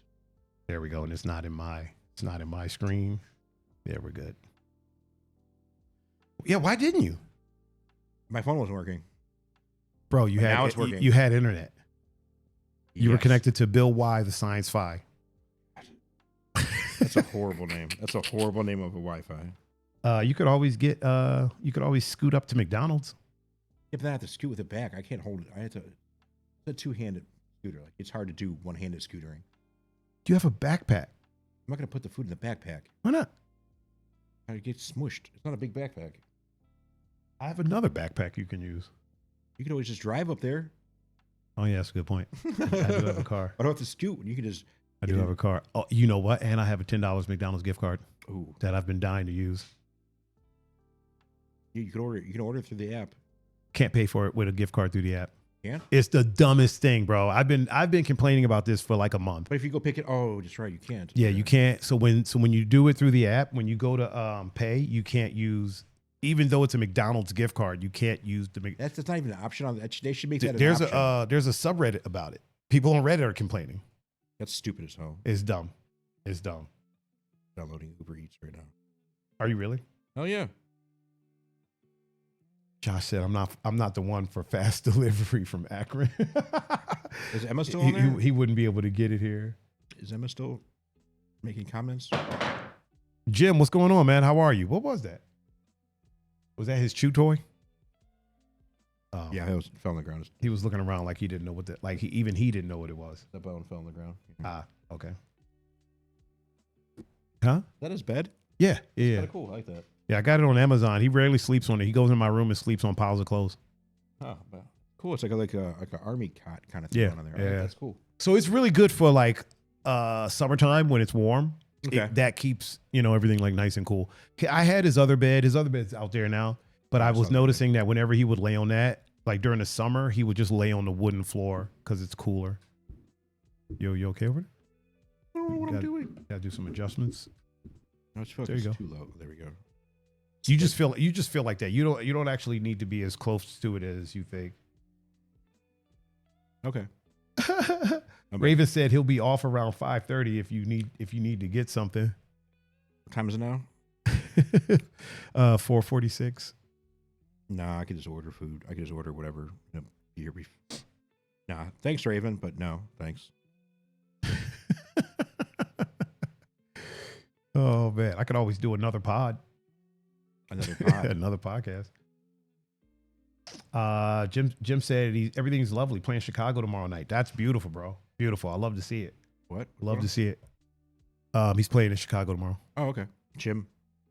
Is it Jimmy Beats? Oh, Jimmy Beats. Okay. Yeah. That's cool. Yeah, that's the homie. Jimmy Beats. I want to. Did he just come on to say that he's playing in Chicago tomorrow? No. He I was like, wow. All right. No, he was showing some love before that, and I asked. You didn't hear me just ask him how he's doing? No, I didn't hear that. Oh, no, sorry. Yeah, Jimmy Beats. Yeah, Jim, I knew. Coach didn't. Yeah, I was too involved with this Uber Eats thing. My mind's like, can you put a root beer on there? Yeah, I can put a root beer on there. I gotta find install this thing. I have a 1-track mind right now, so it's like Okay, do you think? eat, get something in my body. I'll keep the people occupied. Yes, keep them occupied. Wait, you're getting food too? What are you getting? I don't know. You don't know what you want? Fast food or something. I don't know. McDonald's? Burger King? Probably McDonald's. You get a McDonald's, man. I'd rather get a McDouble. You want a McDouble? McDouble. McDeezy. I'm out. Okay. There's a McDonald's right there too. Yeah, we could just drive up there. Oh, you want to drive up there, or do you want to have it delivered? If you want to have it delivered, we can have it delivered. It would be cheaper with the app, though. I can get more stuff. Oh, yeah, there's deals and stuff in the app. Yeah. Yeah, but do they deliver through the app, don't they? Or no? Yeah. No. You got to pick it up. If you do it through the app, you got to go there and pick it up. If you do it through Uber Eats, they'll deliver it. Yeah, but it's more expensive. I'm thinking I'm going to go through the app. And just pick it up? Yeah. But I can ride my scooter up there and pick it up. Shove it in this big. Oh. I literally said that a second ago, and you were like, I got to ride back with it. Drinks and stuff. I like, if I got a drink, I'm not going to, like, what am I going to do with that? Hold it like this and with the scooter? Yeah, so I can just, I'll just drive you up there. Okay. Then let me stop downloading this for Eats. Yeah, I'll just drive you up there. Then Then I can use the gift card. It's on. I get snacks for the. So you not want me to order anything for you because you just want to drive? You want to use the gift card? Wait, are you still ordering stuff? I'm still gonna order stuff. Yeah. Oh, okay. What are you ordering? Food and drinks. You're doing that through Uber Eats? Through the McDonald's app. Oh. But since you're just driving up there, you said you want to use your gift card, or you want me just to? So here's the problem with the gift card. You can't use the gift card on the app. Yeah, but I'm saying, if I'm already up there, do you want to order that while we're there? Order something. Something else while you're there with the gift card? Yeah, you could probably order something else while you're there. Are you going to go in and pick it up or go through the drive-thru? I mean, if you're driving, either or. I can. It doesn't make a difference to me. I don't know. We'll figure it out in a second. Okay. See how hard it is to make decisions. Julian goes live play-by-play food conversation with friends online, streaming, absolute cinema. Shut your face. Oh my God. It is, man. I mean, this is riveting conversation. These are big decisions. It really is. Yeah, this is what most of my days revolves around: food. I think I'm going to end the recording here, but I'll probably keep streaming. So everybody that tuned in, that are watching on YouTube right now, thank y'all for watching this episode of Talking with Thaiger. I've been your host, Mr. Thaiger Adonaldo. Over here has been Mr. KosherKuts. Coach, how can they reach you on the online space? What? Like what? They can on all social platforms. Just type in KosherKuts, KosherKuts, and I think it's all of them. Yeah, and then you can, or just do a Google search. I'll come up. You'll pop up. I think, or just go to a Cavs game. Oh yeah, good point. I'll be there, or probably I might not be. ClevelandCavs.com, or what's the website for Cavs? Is it Cavs.com? Cavs.com. Check me out. I have been your host, Mr. Thaiger Adonaldo. You can reach me at Thaiger39. That's Thaiger 39. You can reach me on Instagram, Snapchat, Twitter, or X, Facebook, OnlyFans, Discord, Christian Mingle, Tinder, Bumble, Farmers Only. Yeah. J-Date. What? J-Date. J-Date. Muzmatch. Yeah. We look, if you like Grindr. what you watch, Grindr. Nope, definitely not that one. If you like what you watch, don't forget to give a like, maybe leave a comment or something like that for engagement, and we will see you on the next one. Peace. Bye. Okay, the recording is done. Now we're just chopping it up. Nah, fuck that, son. Yeah, now I'm just streaming, just chopping it up. Shooting. So they cannot see. So the recording is done. So who is now viewing? The people that are watching streaming. So Twitch and Facebook are still watching. Screw those guys. And Instagram. Nah, they're still watching. Cut it all so off. the cool thing about this this box that I have right here, the Rodecaster Video, is it records. It does program record. Okay. So all the switching and stuff that I do, it records that to a video file onto this SSD. Okay. So that's what gets uploaded to YouTube. So then Oh, okay. Okay. all of the chat. So on this screen, I have the chat and all that stuff Mm-hmm. that's shown on screen. That doesn't get shown on here. Mm. So this is just a clean output. Okay. So that's what's going to go to YouTube. How long have you been on for it? It's like 2, right? Guys, what's the uptime right now? Somebody How long do you usually do uptime? these podcasts for? I just let it go for however long it's going to go. Wow. I mean, we started at like 2 something. It's almost 5. That's So close to 3 hours. Jesus. Oh, all right. It doesn't seem like it was that long. I mean, as it's going on, it doesn't seem like it goes by pretty fast. Yeah, it goes quick. It goes quick. Yeah. I tell people that too. It goes pretty quick. Like it's not really something that, like, when people say they want to come on, I'm like, okay, well, when you have like a couple of hours and they're like, oh, it's that long. And I'm like, it really doesn't feel like when you're in feel mid conversation with someone, it doesn't, you don't really. If it feels like it's as long as it is, that means the conversation wasn't very good. Yeah, it's a bad time. Yeah. Because it means you're not talking about anything. You're just more concentrated on talking about nothing at all. Yeah. I could just do a whole bunch of mumbling. Oh man. Blackbird said, "Is this show sponsored by McDonald's? Because now I want some." Now I wish it was. I wish we had some sponsors. Sponsored by the Bird's Nest. So I'm working on. I'm actually working on getting some sponsors for the. So sponsors for the live podcast and sponsors for the YouTube upload. Ask Canon cameras or something, like you have some equipment. I'm not big enough for that. I gotta get like some local businesses that want to sponsor a couple of episodes and start there and then work my way up. I also have to figure out a price. Like a whole rundown pricing sheet. Yeah, I gotta figure out a price. Okay. It's odd to do. What the hell just happened? Oh, Cox Communications telling me I have a scheduled payment tomorrow. My butt hurts.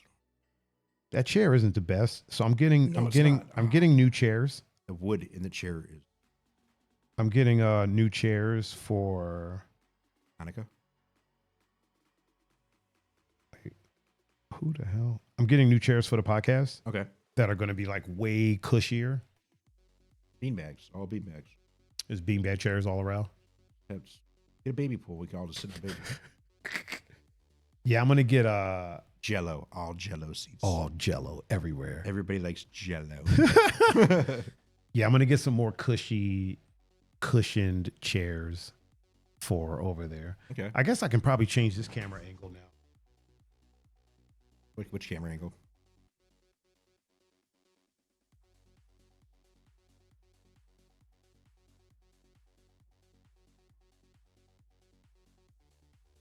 All these angles.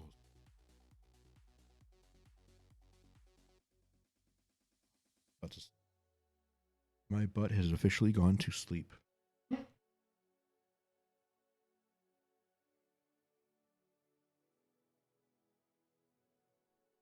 Okay. Okay.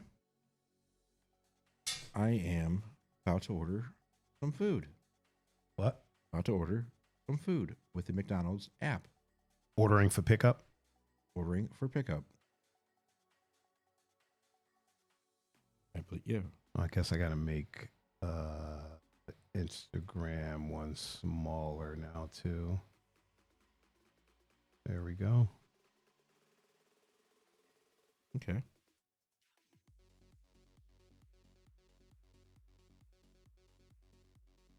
I'm a big nugget fan. Chicken nuggets. I like nuggets. Nuggets can't go wrong with nuggets. Nah, I feel like it's hard to mess up nuggets. It really is, because it's already pre-made pretty much. You throw them in a fryer, you're good to go. Yeah, get that out of here. Yeah.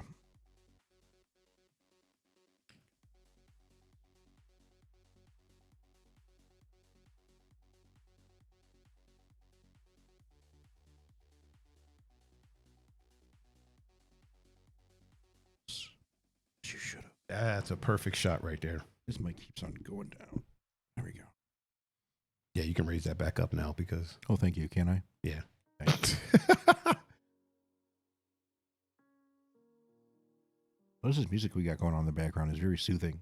It's just Harris Heller stream beats. Is this another TG beat? No. This Past is 45 minutes. This is This is one long ass beat. Josh said y'all are ordering. He's about to go cook. See, there we go. Deuces, fellas. Peace out, Josh. He said deuces? Wow. I said deuces. Deuces. I'm going to be dropping deuces pretty soon. Oh my God, Jesus Christ. Fit. Jesus. There you go.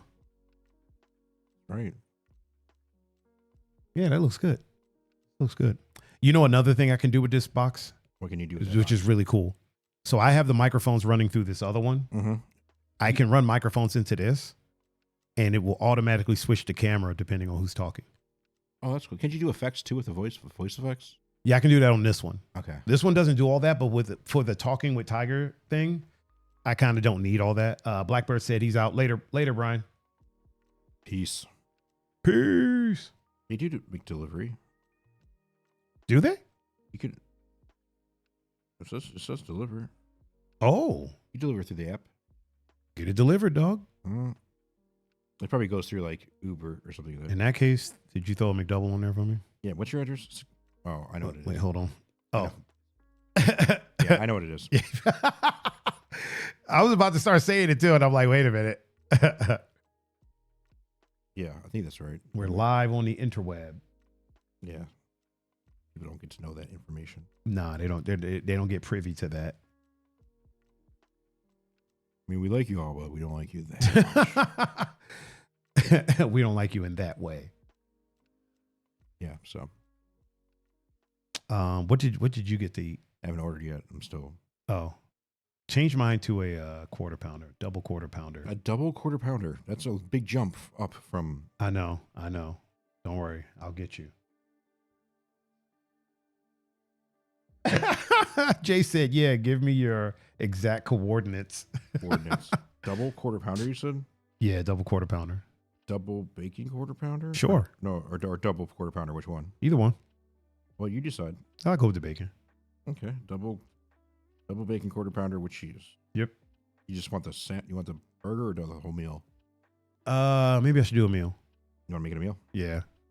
Since you're not You want a medium or large? carrying it, I'll go large. Large. What do you want to drink? Root beer? Nah, because I want to get root beer to make floats. I'll go with a Sprite. A Sprite? Yeah. A Sprite. Gotcha. Is that it? Patty? Yeah. Double quarter pounder. My friend Dan said, try ordering a BCB, beef, chicken, beef. What the hell? What? Is that like a chicken patty between two burger patties, Dan? The itis? You're going to get the itis. Yeah, 100%. That's itis material right there. That is itis material. Jesus. Holy crap. I'm surprised that the stream on Instagram has held up this long. Why is it? So usually what happens on Instagram is I'll start streaming and like literally an hour in, it shuts down. Really? Why is that? I don't know, but it's been going this entire time. Can use any of the deals with delivery. Has to be for pickup. That's fine. Son of a gun. That's fine with me. You're okay with that? Yeah. It's okay. I can get by. I might get the same thing as you, actually. Now that I think Are you? I'm like, Sounds tasty, right? There's a Minecraft movie meal. Ooh. The Minecraft movie meal. So that movie is hot trash. Is it?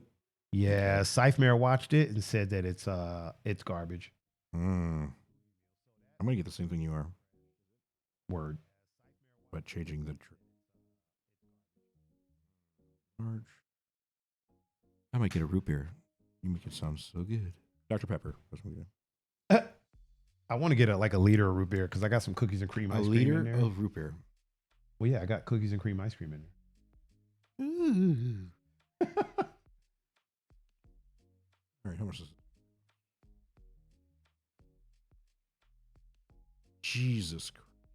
What happened now? McDonald's is really going above and beyond with raising their prices. Hang on, I'm messing around with the chat on Gram. Why? What are their prices crazy right now? A double quarter pounder with cheese, double quarter pounder with. Wait, what? Oh, you each got bacon. I don't have. It's like $30. Is it 2 meals? Yeah, that's incredible. Why didn't it log me in? Put it at the door. Yeah. No, hand it to me. Going outside and picking it up.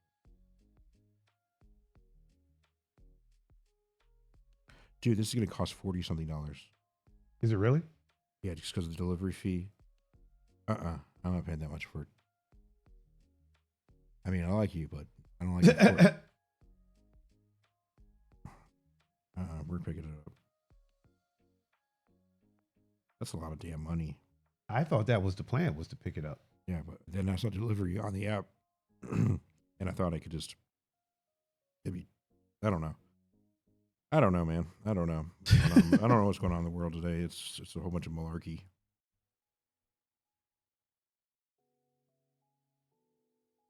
Still in there? You know how much cheaper it is? Oh. How much cheaper is it to just go pick it up? So it's $40 to get it delivered.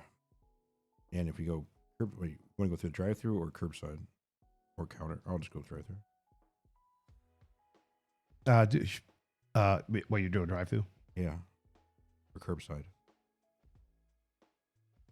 I think I can go in and get it. I'll do that. That probably make the most sense.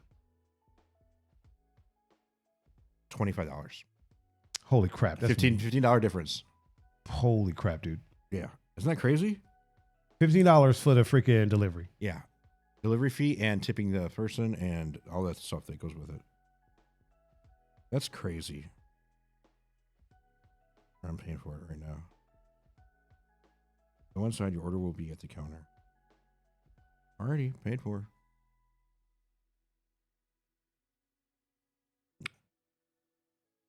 Da-da-da, McDonald's. Ba-da-ba-ba-ba. Your way, right away. Is that McDonald's? Your way? Have it your way? Does it say which McDonald's you're... 117th. Okay. I made that mistake before. Placed an order at the wrong McDonald's. Did you really? Yep. I went to McDonald's to pick it up, and it wasn't that one. They're like, you didn't order anything from here. I'm like, oh, my bad. There's the one by my house, and I actually ordered it to the one on 117th. And they couldn't just make it? Nope. Because it already was paid for. I can't transfer. Oh.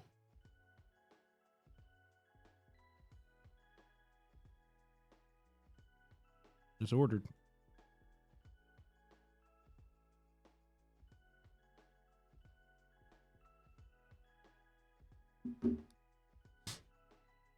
So we got to stop the stream to go and pick it up. I didn't think of that.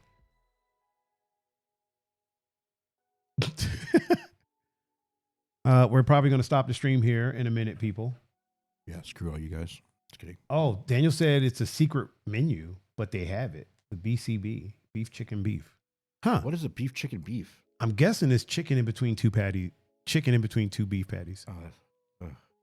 How do you... It sounds, to me, sounds delicious. I'd eat it. I mean, yeah, don't get me wrong. I mean, like, it's... Wow, I can't believe they serve that. Unbelievable.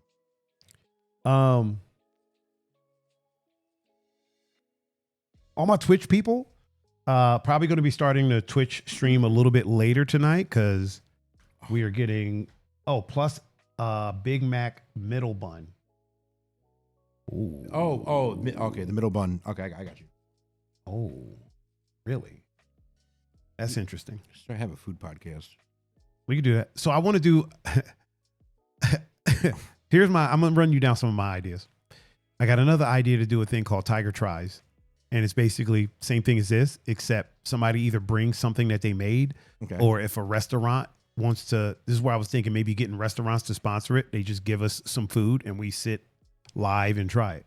Okay, I like that. You know what I mean? Just have a conversation just like we did, but we're trying the food Just as we random do. stuff starts coming through the door, and you're just like, Pretty much. Pretty I'll much. try that. Okay, that's cool. That's a good idea, actually. All right, everybody on Twitch, I will be back later. More than likely, I will be running some games today. Everybody on Facebook, I'll probably again be back later running some games. But thank y'all for watching, Yeah, and we are out of here, guys. Peace out. Bye bye. Who takes dominance over? Takes president over anything?